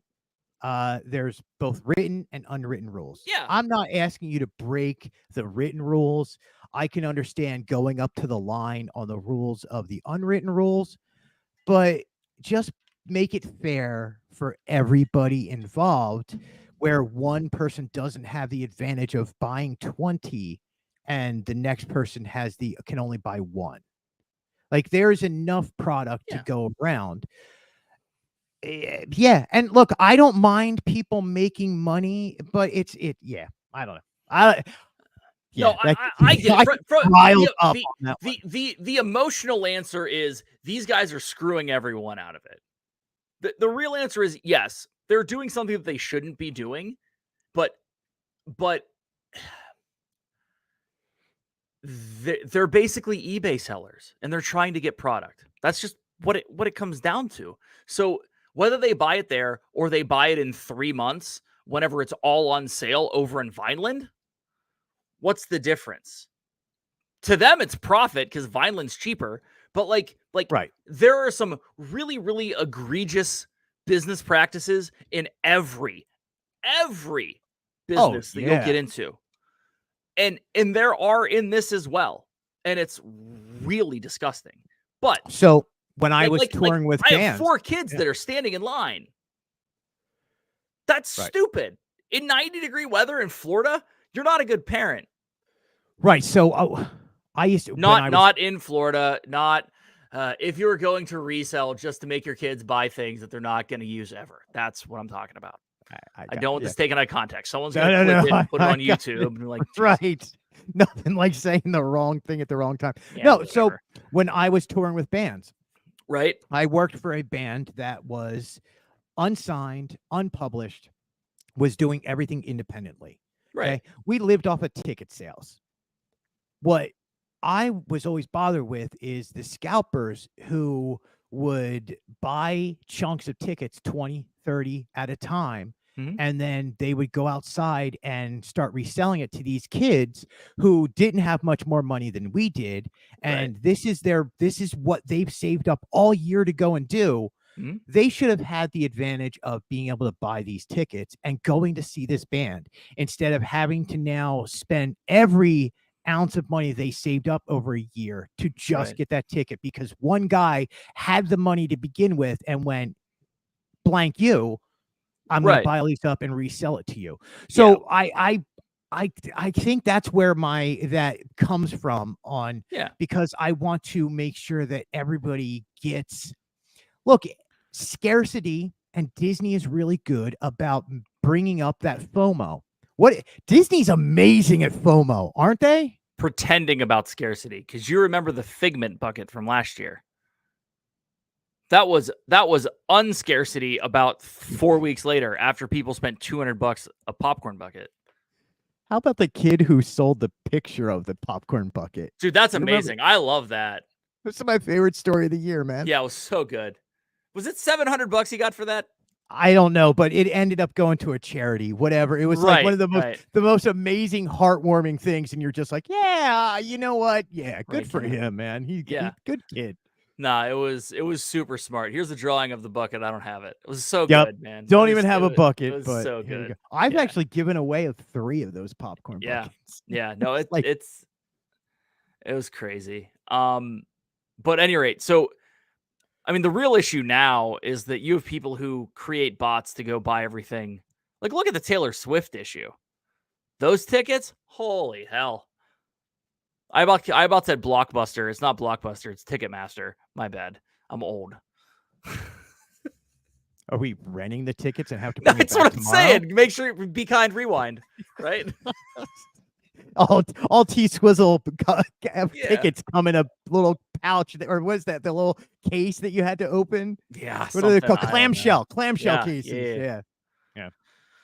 Talk about aging ourselves all this. Yeah, I know. Well, and that's and I'm like, okay, great. T-Swizzle fans are upset at Ticketmaster now. Where were they in '93 when Pearl Jam was like, you know what? I was so really like Ticketmaster. Yeah, something about Ticketmaster. I don't know how I turned into what his name from King of the Hill, but that's Boomhauer. Yeah, that was pretty. It was more Boomhauer better. Yeah, that was more Boomhauer than Eddie Vedder, but we'll take it either way. You know where I was going with that. 100%. Anyway, back to influencing. Yeah, right. Oh, yeah. No, sorry. That's I mean, you look at it in a lot of other that happens in every single niche.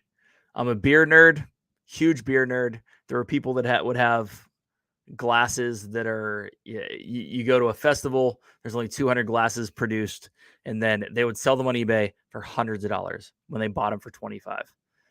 But part of it is the fact that people couldn't get across the country to go to that festival. So, it's just take, for example, I'll give you one of the biggest upsells I've ever seen. And hopefully DisLife Mark isn't listening to this one because he's going to scream. So you went to D23, right? I did. Yeah. Did you pick up your Lorcana cards? I didn't even know it was a thing, or I would have. And then I would have sold them on eBay for $2,000. I would have been all over it. You know how much they're going for now? Like 10, right? Oh, 15. 15 grand?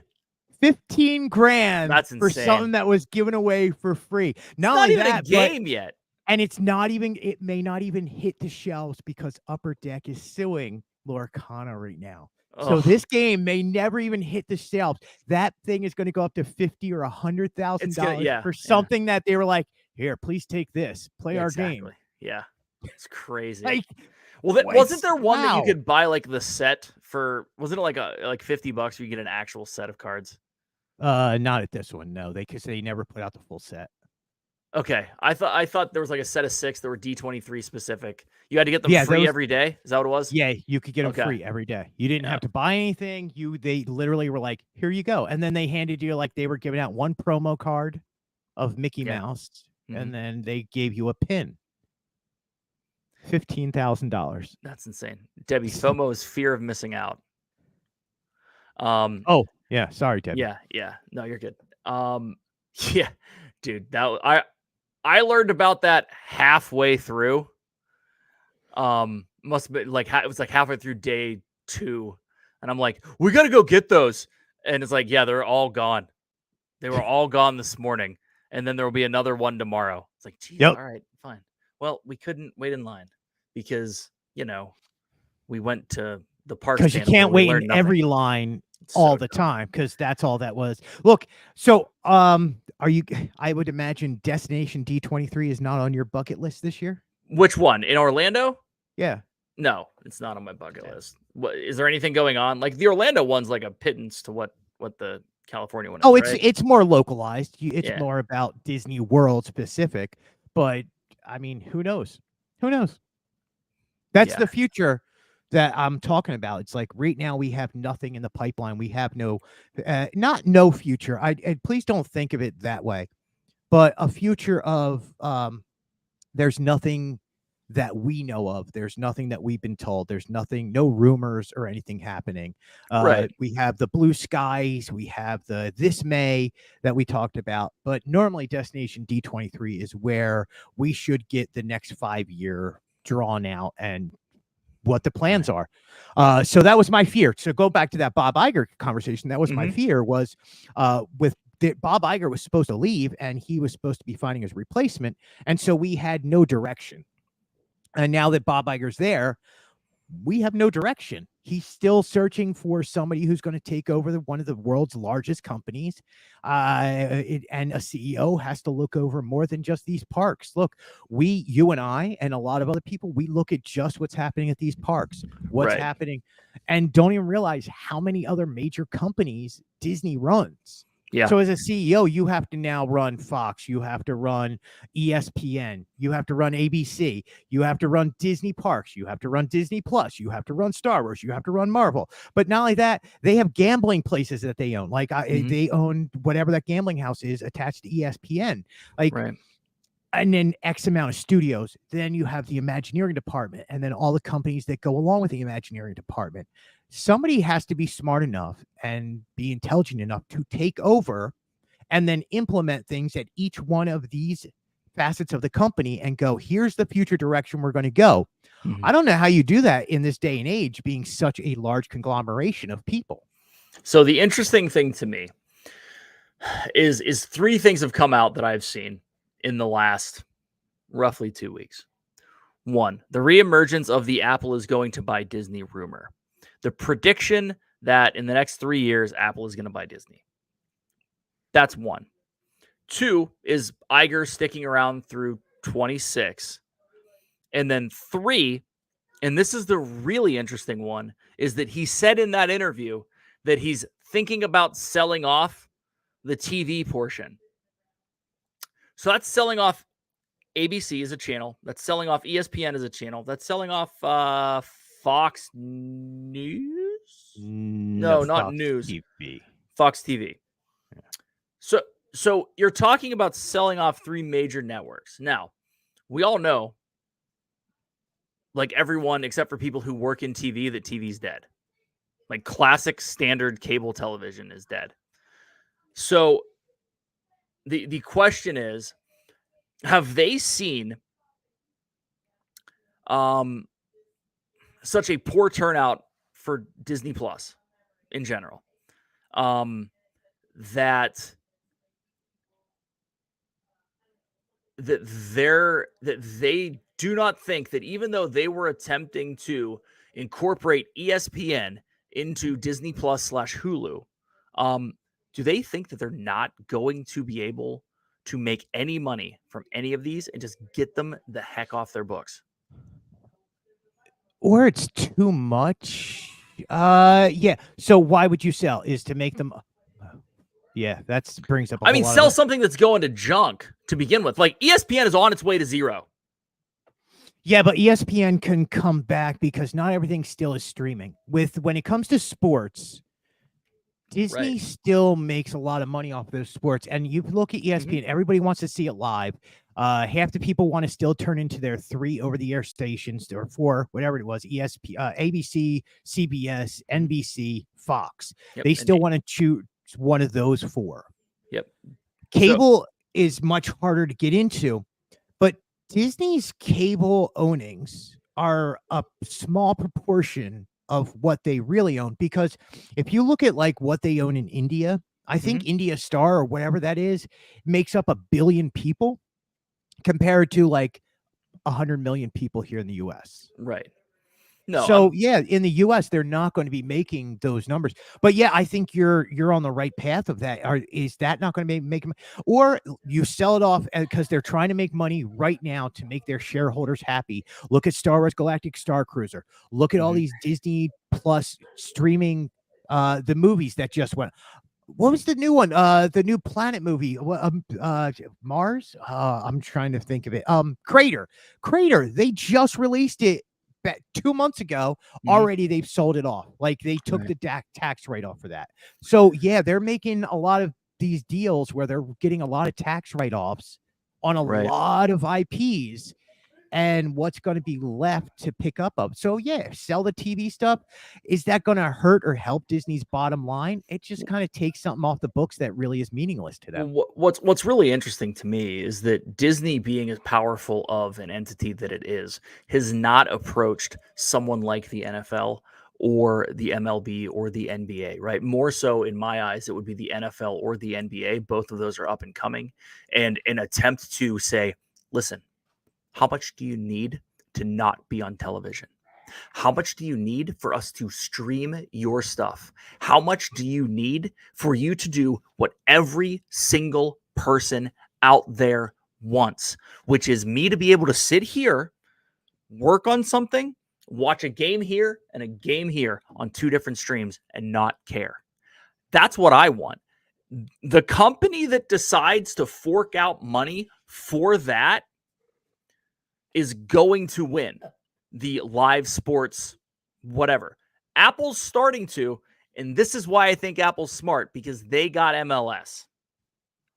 Yeah, Disney, I think, tried to get MLS. Remember during the pandemic when MLS ended up coming down here and doing their final games here at Disney World, right? Just like the was the NBA came down here and did their finals down here. Who knows?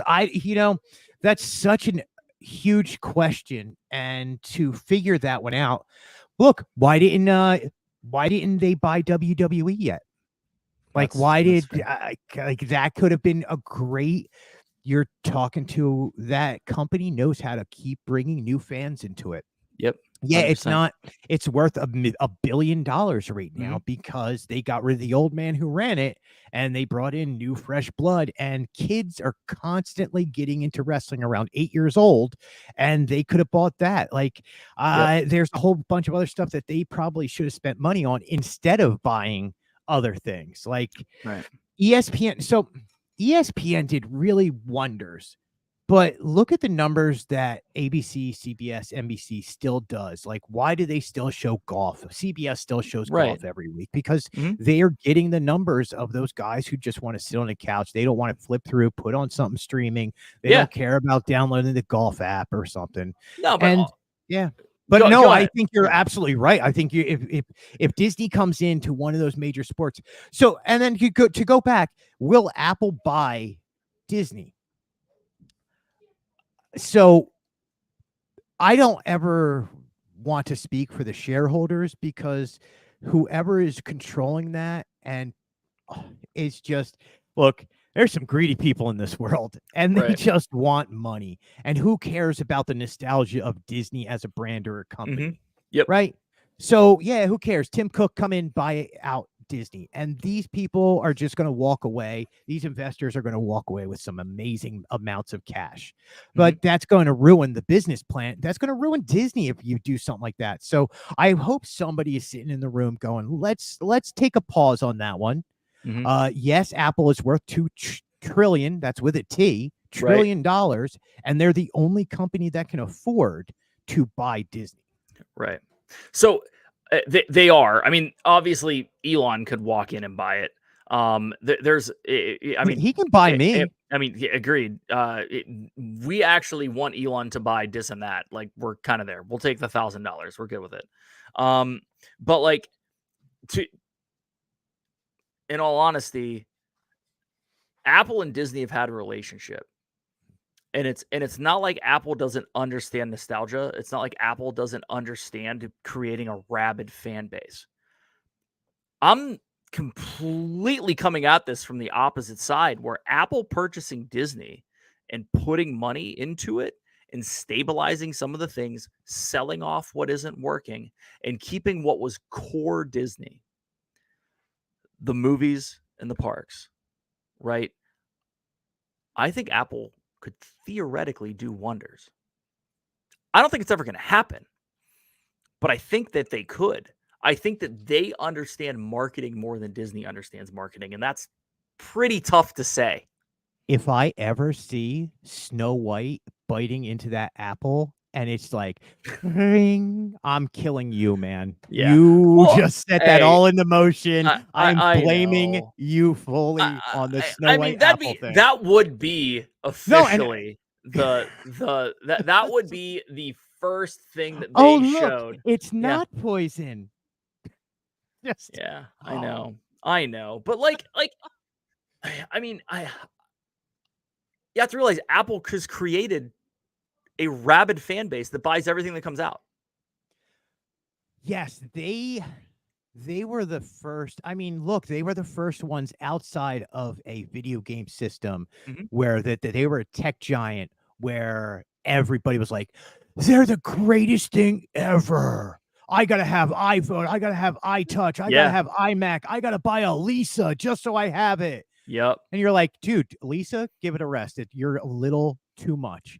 Yeah, and it just got everybody in the world behind them, just going, man, this company is what I want to be behind.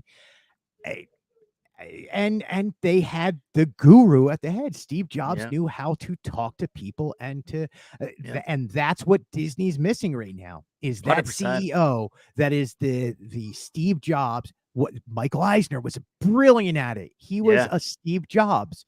Mhm. We have Bob Iger, and Bob Iger knows what's best for his shareholders and knows what's best for business, but he Right. does not know how to speak to Josh D'Amaro does not know how to speak to an audience like a Steve Jobs does. So no, and I think your thinking on that is beyond brilliant. I think you're right on.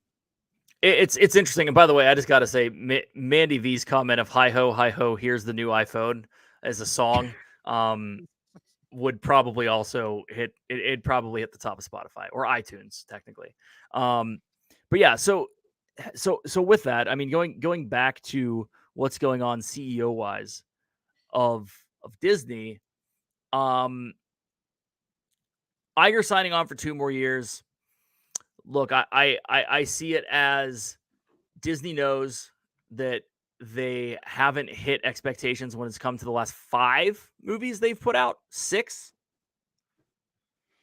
Going back to Ant-Man, right? Like, they didn't hit Right. international. I would push back on 2 of those movies, though. Right, okay.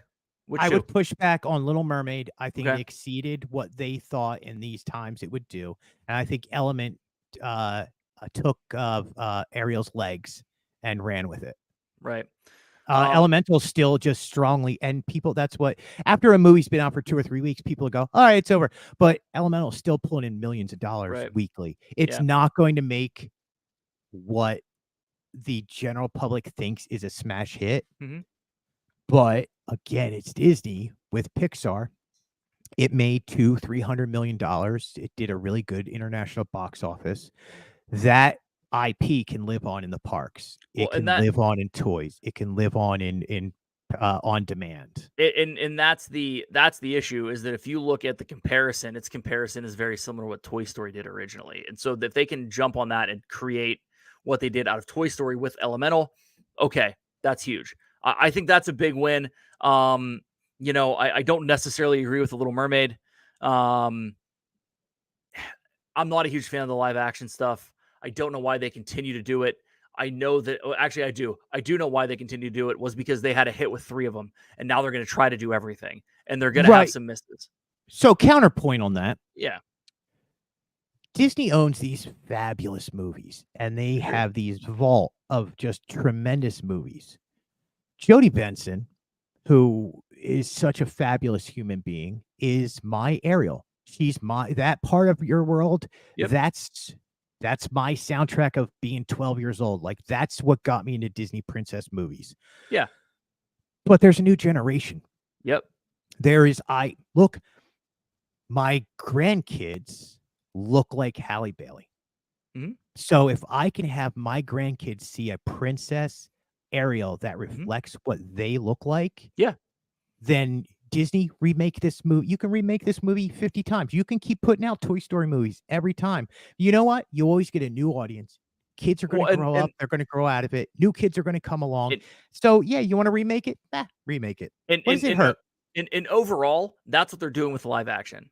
They're trying to they're trying to leverage themselves into a new generation with live action versions of their old films, so that they can still have the classic version and the live action version.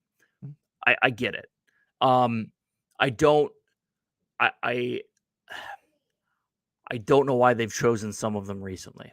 I get that. I don't necessarily get why Moana's coming, although I'm kind of okay with it, because if The Rock's going to play it again, he still has to look like The Rock. So it can't be in 15 years. You know, I want reverse animation. I want it to go from live action to animation. Give me Tron redone as an animated cartoon. I might actually watch it. Give me the Black Hole as an animated movie. Like, take those movies and redo them that way. Like, that would hit my nostalgia. But look, as long as they make their budget in the theater, it's a success in this day and age. They don't. Yeah, Disney doesn't care, and they've never really cared about that. They know that they have IP, and they're going to continue to grow that IP. So they're smarter than the average bear when it comes to it. I think measuring the success of a film from the box office is dead, and it's been dead for several years. And COVID just put the final nail in the coffin. Yeah, because Netflix. But it's not even Netflix. It's Amazon. Yeah. It's the fact that, like, I can now go watch Guardians of the Galaxy and pay $20 instead of taking my family to the theater for $100.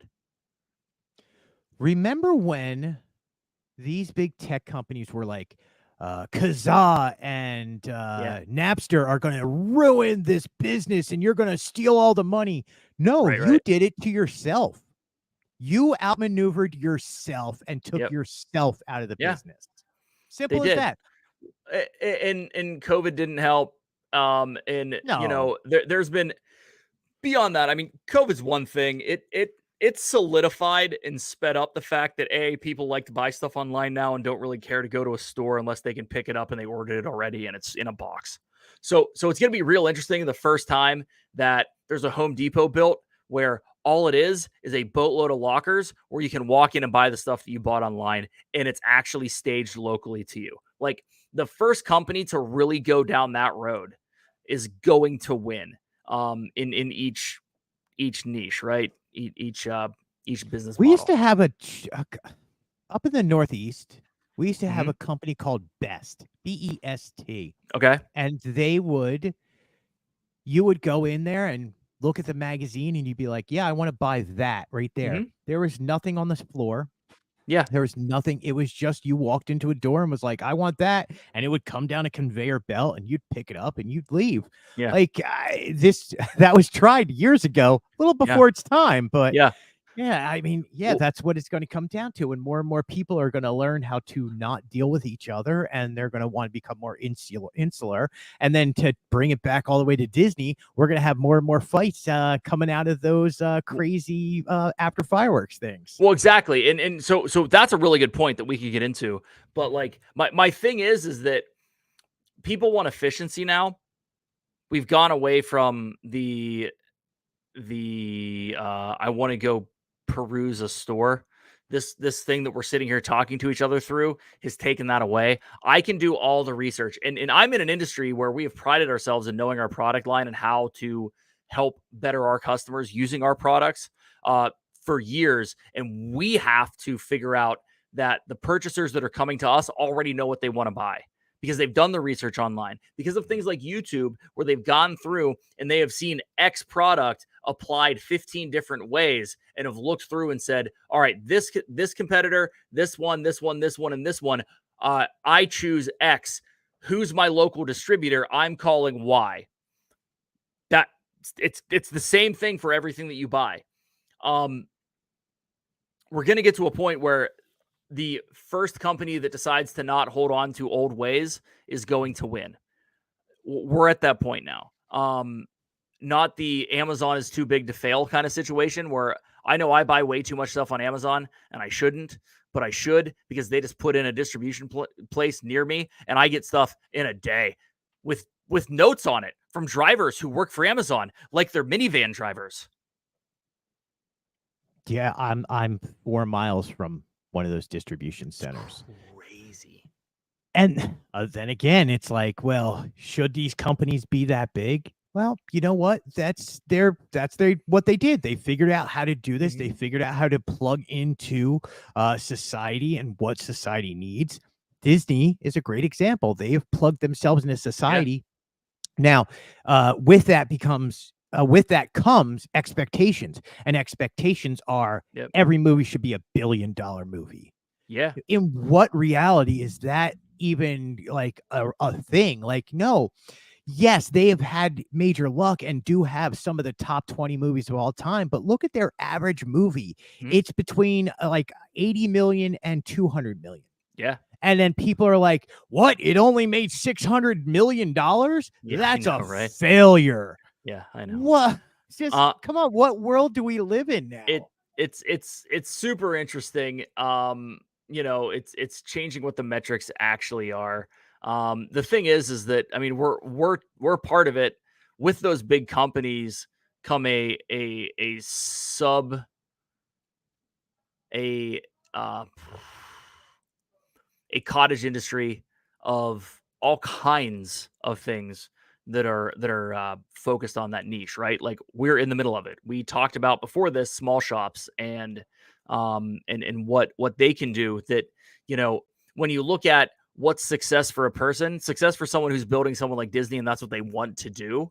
I mean, Walt was crazy, great dude, but Walt was crazy to drive himself to do what he's doing, to do what he did, right? There are people that have an absolute love for Disney that can create a podcast, create hoodies around it, and make $120,000 a year after putting in 6 years, and that's fine for them. And that's all they want. They just want to do what they love.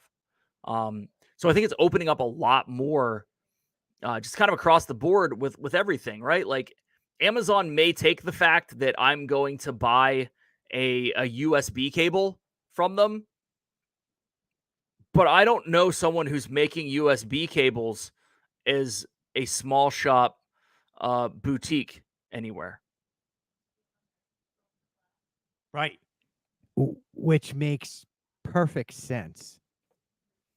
Yeah, that's getting really into the deep woods of all this, right? Which I love doing, by the way. Yeah. Hence why this is the whole reason I wanted to come on here. Like I wanted Right. This is the conversation I was looking forward to. Yeah, so this is why you watch Brandy and Dave on that, and you guys on Allegedly. This and That just do a fabulous job on it. So let me turn the tables on you, Dave. Right, go for it. So what keeps you going? So I know you disappeared. You never disappeared, but you stopped doing this type of show for a while on this channel. Yep. So what is it about that keeps bringing you back to this market? I mean, look, you're surrounded by some great people. You have 100%. a great group of people that support you and love when you're opinionated. They love when you're going to talk about stuff. So they're going to watch no matter what show it is. So what brought you back to doing this? So I've always been a Disney fan since I first went when I was 10, much like you. You actually touched on something that I've really been thinking about recently. I might as well get into it here. I'm going to get into it Sunday on my show as well. But you said a lot of people go to Disney to be in the Disney bubble and escape something. I think it's really interesting, and I've been putting a lot of real thought into this. And it's you meet a lot of people in this space, and I'm sure you have as well. And there's something. Don't want to say damage because it's a negative. But there's a reason. There's something that they're still holding on to, that they're using Disney as a crutch, as an escape, as a way to deal with a trauma. For me personally, my mother passed away when I was 24. going to Disney as a family, we went every year.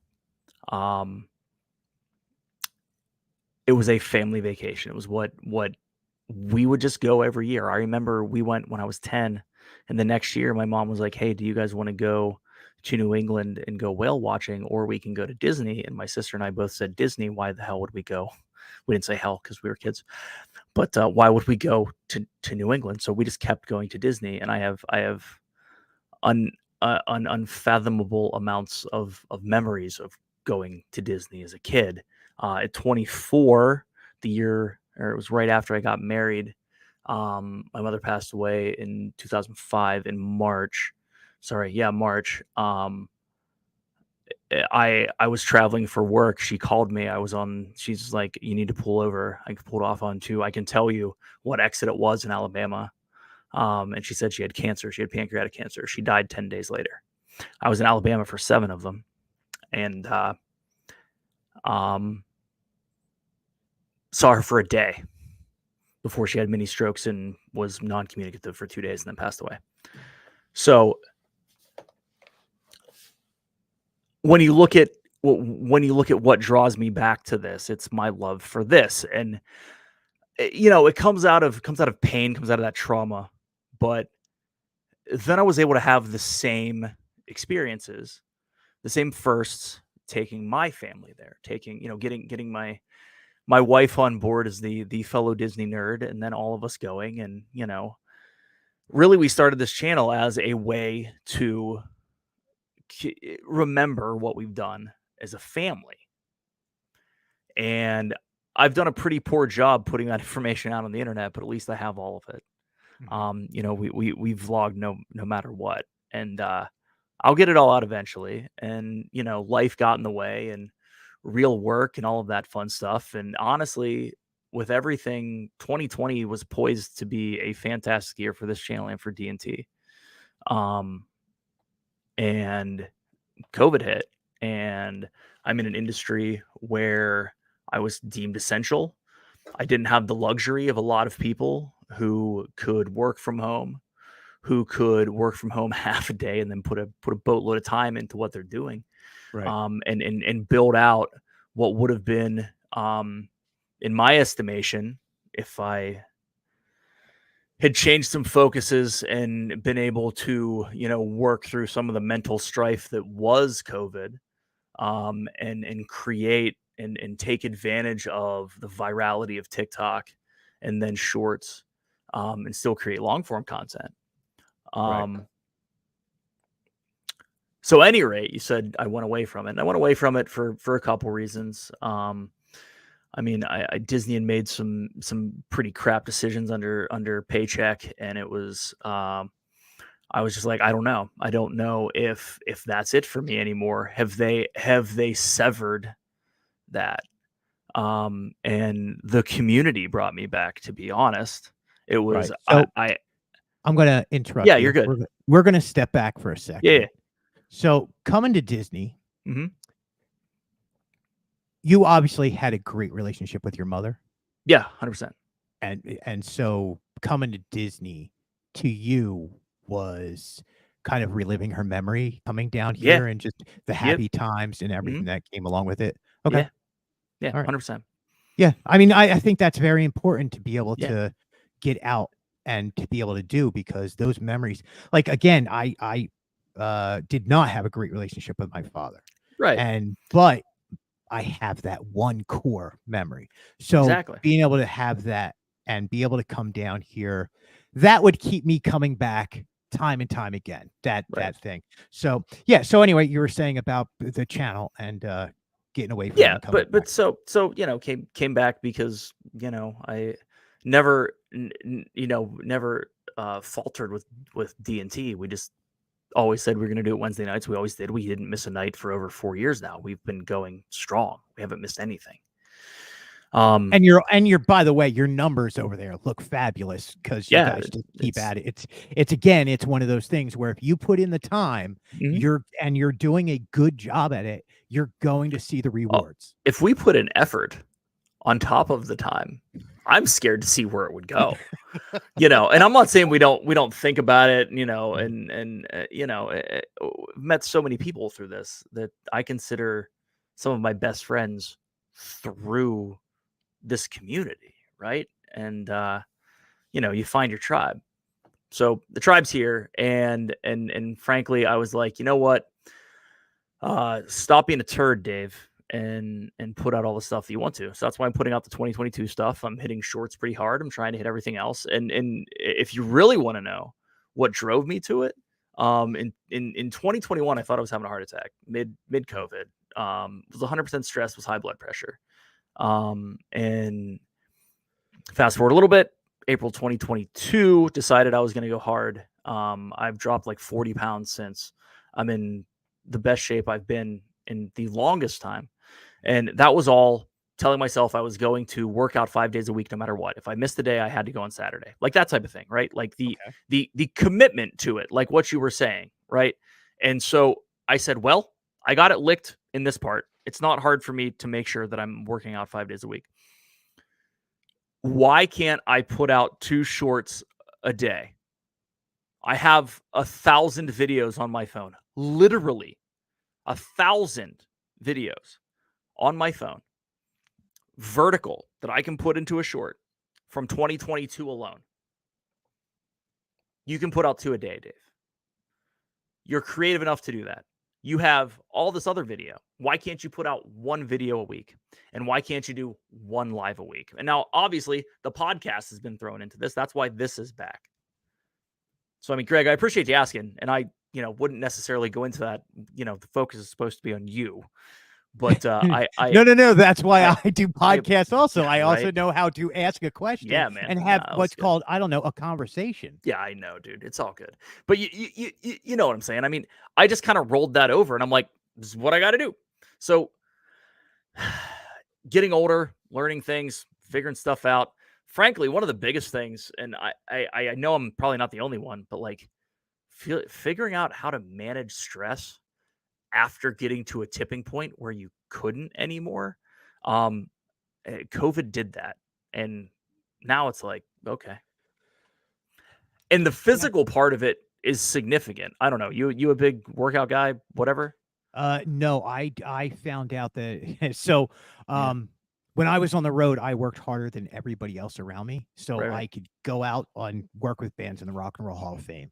And so I ended up with 4 or 5 back surgeries. Oh, And yeah. that will take you on. And then you kind of, they put you on those, what are those called? Oh, all right, pain medicine. Yeah, right.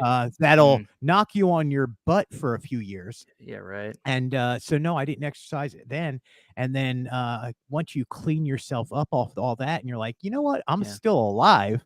And then diabetes kicked in, and I was like, oh, let's get really healthy really quick. So no, I have a wife who watches what I eat. She watches the carbs I intake.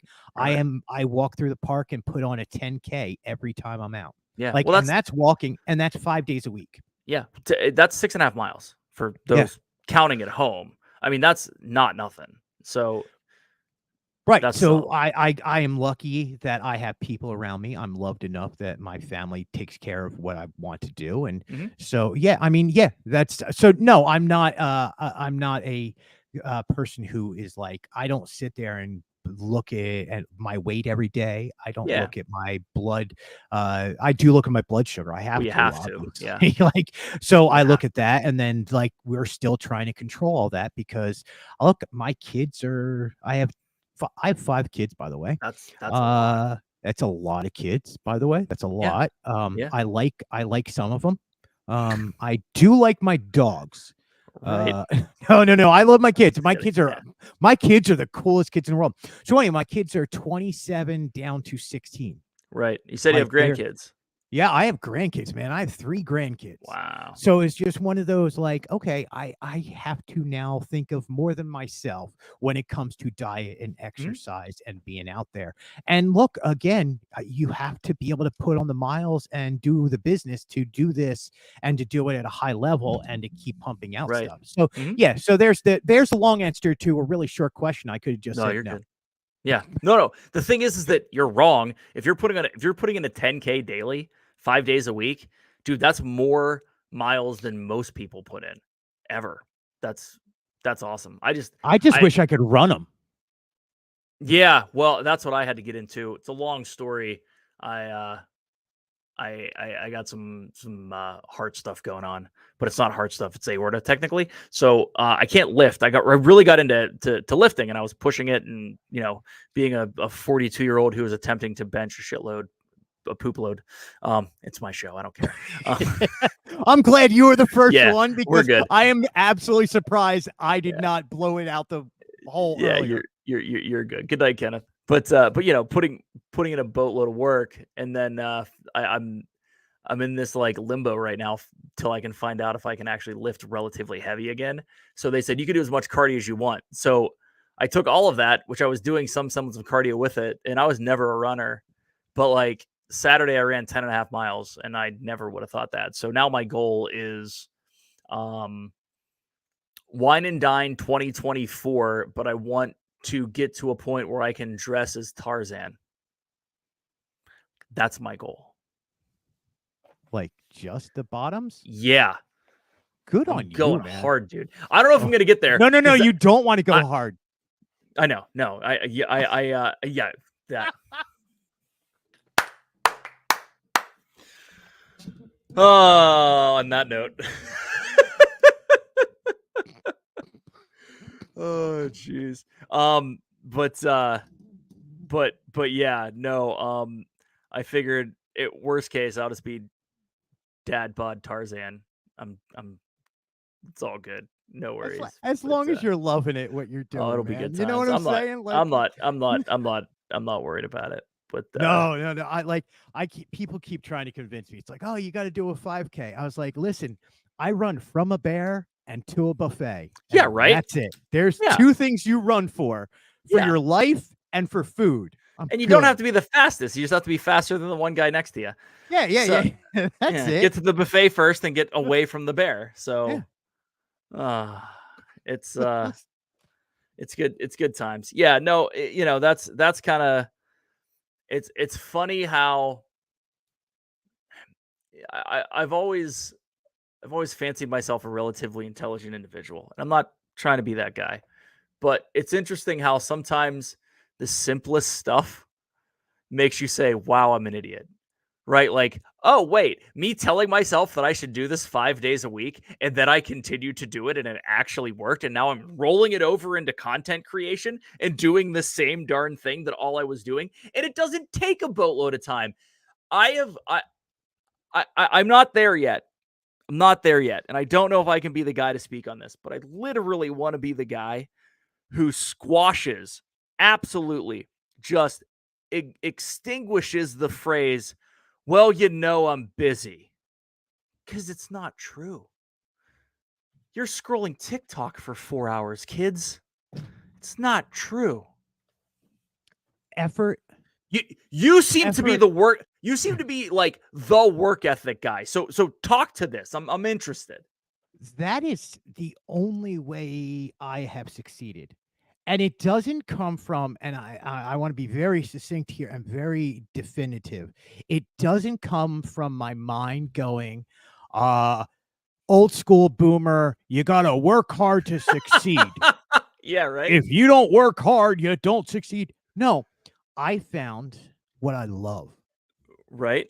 Yeah. I went on the road. So I was lucky. I grew up in a household where a sound company was, and this sound company would do shows for Ray Charles and James Brown and some amazing artists. And I went, that's what I want to do with my life. It is so cool. Like, I want to be the guy who sits in the middle of the arena and I press the button and everything happens and the show happens because of me. And I loved what I do. So what I learned was, if I love this, if I work a little bit at it, I can get better. I can become better educated at it. And I will just show that I have a passion for this because I do. So I'm going to work hard. Doing Disney, I'm not doing anything different than what everybody else is doing. Technically, I'm not. I'm still reporting on the same. Yeah. Princess Tiana's. There's only so many cupcakes coming out. Right. So, like, I'm not breaking the news. Yeah. But I'm reporting on it. But I love Disney. Yeah. I love spending time with my family and my kids. If I want to be in the room where it happens, and let's be honest, at some of these media events, you're in the room where it happens. You know they're telling you what's going on. How else do you get to ride Tron 9 times in a row without getting off of it unless you're part of this stuff? I Right. wanted to be part of that. I wanted to do this at the highest level. And so I just realized that if I just spend time at what I love, and you aren't an a-hole about it, Obviously. you're going to get somewhere. You're just going, even if you're like, I'm going to keep working and working and working, up trip. Oh, I fell into that. And it's next thing you know, it's yours. But what happens is if you're the one who is out there, what is my core rules? Be the nicest guy in the room. Right. There's no reason to be an a-hole to anybody. It's fair. You may not like everybody around you, but it doesn't mean you have to be mean or seek them out to do something wrong against them. You just go out there, you do your job, you do it the best way you know how, you try and make your audience happy, and you keep putting out the same content constantly. You don't change it up. You don't put out a lesser product. You just keep putting out a high-end product, and people will normally follow you there. Are there going to be detractors? Absolutely. But you know what? I have PTSD and brain damage, and I don't hear the detractors. Could care less. Yeah. You know, I'm almost 50 and have blue hair and walk around Disney. Yeah. And I don't care. Because to. I know I'm going to do a good job. I'm going to go home to my wife who loves me. I'm going to go see my kids. My dog's going to still sniff me as I walk in the door. I'm going to know that I had fun. I had a great time. I'm going to go talk about Disney on 4 or 5, I don't know how many podcasts I do anymore, but and get paid for all this. Not many people. Yeah. I'm in a lucky position. Yep. We're all in this lucky position where we can do this and people will listen to you. Yep. So I'm going to give thank you for giving me your trust. I'm going to give you that respect back. I'm not going to treat you like you're an idiot. I'm not going to say you're an idiot. I may think it, not going to do it. It's the Philadelphia coming out in you. Yeah. Look, at least in Philly, you know when you're going to be stabbed. It's not like you're in the South where like, oh, bless his heart. Yeah, like no, it's you did something wrong, you do something wrong. It's real talk. Up in Northeast, man, we are 100%. All about real talk. 100%. Yeah, and you just find that passion where you find what you're good at in it, and there's a whole lot of believing in yourself. And I believe in myself, and I believe in I'm surrounded by amazing people. I couldn't do this all. I literally have one of my best friends in this world is the podcast producer, and he is the one program director for our podcast. And he will say to me, "Man, that podcast sucked today," and I'll be like, "Oh, let's fix that." Yeah. And there's no harm in it. He's not attacking me personally. He's attacking the quality. And because I work around people like that who know what their jobs are, who know how to do things right, we're going to try and do things the best we know how. And it's just work and effort and being nice. It doesn't hurt to be nice anymore. Yeah. No, being nice is great, but giving real honest feedback is important. When someone looks at you and says, especially someone you trust, it says, "Look, that wasn't good. We need to redo this. There's something off. Let's take a hot minute. Let's figure it out." Because all they want is the best too. As long as you're all working towards the same goal, that's all that matters. Yeah. And I have the biggest ego in the world. Don't get me wrong. I have an ego the size that should not be allowed. But I also understand when at the end of the day, it's the product that matters. It's not me. Like, I'm not selling myself. I'm selling a product, and I want my product to just be good, and I want to put out the best radio we have. So our numbers, just to back up some on that, we started off, and it took us. We started not last February, the February before that. It took us a year to get to 100,000 downloads. And that was putting out at the time, it was like 3 shows for 6 months and then 4 shows for the rest of the 6 months. Right. And then in the next 6 months, we were able to reach 250,000 more downloads. Right. So we saw our numbers double because we were putting in the effort and we were putting Yeah. in the numbers and we were putting in the time, and we love it. There's nothing I like more than sitting back talking about Disney and then just being myself and being the fool and making jokes and having a good time. And hopefully somebody listens and goes, man, that was funny. Or, oh, I like this guy's opinion on that.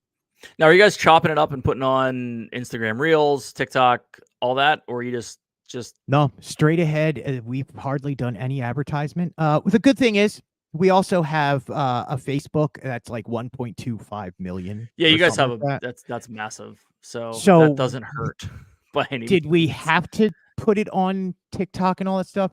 We could, but I don't know how much of our audience is on there. Right. It's also inundated with a lot of other flashier, better products and things that are going to get noticed before this. So it's not that it shouldn't be on there, but it's not a priority like putting it on the webpage, putting it on Facebook, where we're looking to try and get that audience into. We find that Facebook is not dying as much as people think it is. No, it's actually not. And it's also not filled with just boomers. No, it's Facebook filled with Reels, a lot of people. Yeah, Facebook Reels are actually a pretty massive spot that especially in gaming, surprisingly in gaming, I know people that have grown exponentially by using Facebook Reels, not Instagram Reels, not and Instagram they make money. 100%. Facebook's creator fund is a relatively low barrier of entry. Is compared to YouTube, is compared to I saw Twitter put out something today. I didn't get to read it yet, what their creator fund is going to be, and TikTok's creator fund is still not super great for a lot of people. Yeah, I mean, look on Facebook, you've lost your Reels bonuses just like you did on Instagram, but the way of making that back up is you still have ads on Reels, you still have other videos that you can put up. And then if the other one is the other meta program where it is all about interaction with your audience, what the click-through rate is, how much they're clicking on stuff, how much they're sharing it out, which is another one. And I think it's like capped at like $30,000 or $40,000 a month that you can make off of that. So it's significant. That's life-changing money if you get to that point. Right. If you can get 2-3 videos to go viral and have the interaction from that, you're sitting on, you've probably 2 of those a year, man, you're sitting on, you don't have to really do too much hard work from that point on. So don't ever sit on stuff like that. Learn where you're going to make the money at and just be good at it. So no, I don't have to do Instagram. Our Instagram account is more for feedback to the website, or look, what is Disney and some of these other, I'm going to give you some tools of the trade real quick. Go for it. So when you do media, you want to be a content creator. What is Disney, SeaWorld, Universal, any of those places looking for, right? They're looking for you still to post on Instagram. They want a reel. They want as many stories as you can give them. Your stories have to be done correctly. They have to be the right ats. They have to be the right hashtags. They have to have kids, location. You see where you're at? Put the location down because it adds to it. And that's what these people are looking for. A simple location tag. It just means that you're paying attention on how it should be done. 3-4 stories a day doesn't take very long to just put up a picture and be like, hey, I'm at SeaWorld, blah, blah, blah, blah, blah. So when we do media events, Instagram is where it's at, and then we take the information back home. We will make YouTubes about it. We will write articles about it, and then we will give our opinion, throw up a review, and then who knows? I have 10,000 pictures of some of these events. It's like you just sit there and you take a picture. You don't know what's going to be viral, what's going to take off, what's going to do. But if you spend the time to just know how to work these platforms for what you're using them for. So podcasting, no, podcast lives to us in its own world. It's not crossing over. I love podcasting. It gives me freedom to kind of Yeah. just talk and be myself. And we don't put it on YouTube. I'm probably throwing away money on that, but I think we all came to a realization that we just wanted to be able to talk and not worry about multi-platforming it. And it's a space Right. for us to it's a safe space for us. You know what I mean? Well, I yeah. think in business, you need that. Depending on what content you're putting out, YouTube can be pretty precarious. I mean, Disney in general is usually pretty good.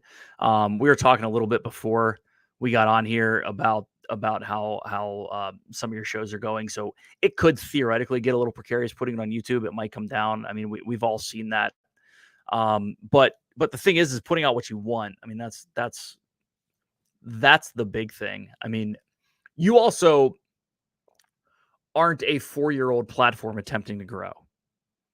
You're a 12-year-old platform that is attempting to sustain and more so give what your audience is looking for to them specifically.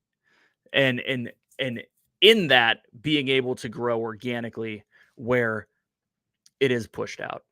People do find that. So it's a different animal than what a lot of these conversations on here and end up being. It's a different animal altogether. And Oh it's yeah. Well, and again, super it fun. wasn't yeah, I mean, if it wasn't for what came before, we wouldn't be able to look to the future. Yeah. And it's super fun, right? So so if you're taking photos, you're carrying a camera with you, right?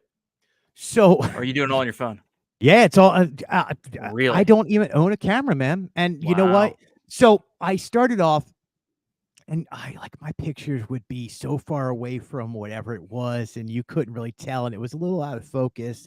And then I found that the Samsung Galaxy S21 Ultra Yeah. actually had a fantastic camera on it. Amazing camera. Yep. And so as long as you can give it time to adjust to whatever you're doing, and the natural light, it will take fantastic pictures without Right. manipulation, Mhm. without having to go into professional mode and change your ISO and all this other stuff. Mhm.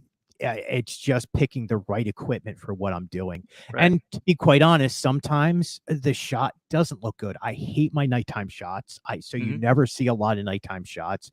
There's never a lot of high speed stuff. So no, you have to adapt and go, okay, look, if I'm going to start doing, let's just take Mickey's Not So Scary Halloween Party coming up. Right. It's nighttime, so I got to find a better camera. I just think it would be better that way. But I'll tell you what, my reels look fabulous off of just the video from that camera. Yep, 100%.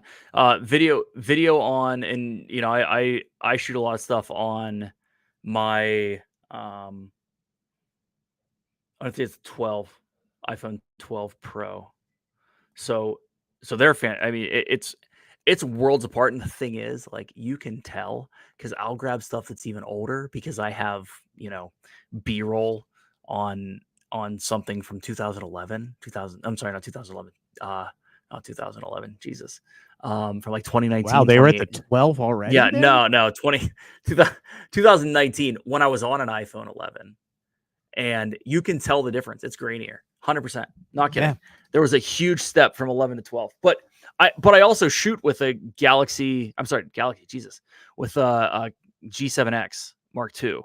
Oh, wow. When I shoot vlog, right? So I have the point and shoot, and that's fine.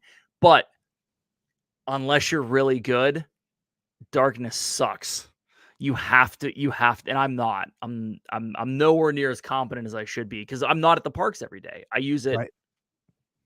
14 days a year, 15 days a year if I'm lucky. Yeah, and look, what sells? What's going to look amazing? It's got to be an amazing shot. Yeah. So what I found is when it's sunny out, when it's beautiful out, and there's not a cloud in the sky, or you may have a cloud to just give you that little bit of a backdrop, so you got depth in the picture. Hmm? It's all about thinking things through. So a lot of people who are just like, here's a picture, click, click, click, and they take 20 pictures. It's like, yeah, you may get lucky, and one of them's going to be really good, Right. but we got to really sit there and go, okay, the light looks good here, but wait, the sun's coming from over there. So now I got to turn around and that doesn't look good in front of that. And then I'm not taking a picture of it on the plate. I want to hold it up. I want it to make it look appeasing and appetizing and appealing to you. Right. And then I try not to put my fingers anywhere in there because I have janky nails. And then people are like, well, why didn't you paint your nails? And then I'm like, oh, you want me to paint my nails? All right. And then I'll paint your initials on my nail. And yeah, right.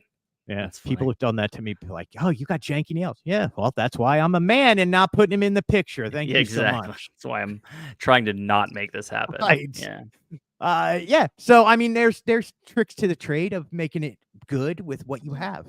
Yeah, man. Nice, dude. Well, hey, we've been going for what 2:15, and wow. I appreciate your time, man. And I think that we could probably go for another 2 hours. But we'll do another one in the future. Yeah, man. If you got anything else you want to dive into, otherwise you want to call her. Yeah, let's call her. I do. Right, I do have to be up at the parks. What is it? It's 10:45. What is it? Is there? Yeah, it's wow. Thursday. Yeah. I don't know anything about time. I literally almost like you live in Disney time down here, man. It's all good, man. Yeah. What do you do for a living? I go to Disney. It's tough, man. All right. It's Greg. Hold on. All right, everyone. Appreciate you all being here. Make sure you check out Greg on Chip and Co. Check him out on Instagram at the Disney Funatics, FUNATICS. Greg, thanks, man. Appreciate everything. Dave, thank you so much. I appreciate it. And say hi to Brandy from Brandy and Dave, who I've not met yet. Or even like, is there a Brandy? What's going on here? No, Dave, I seriously appreciate it. Like I said, I really was looking forward to coming on here and actually talking with you. I think, again, you're one of the most intelligent people covering Disney right now. Well, appreciate that. I do appreciate you. And hey, thanks for coming back and doing these shows and keep on keeping on, man. Yeah, man. Appreciate it. Thank you.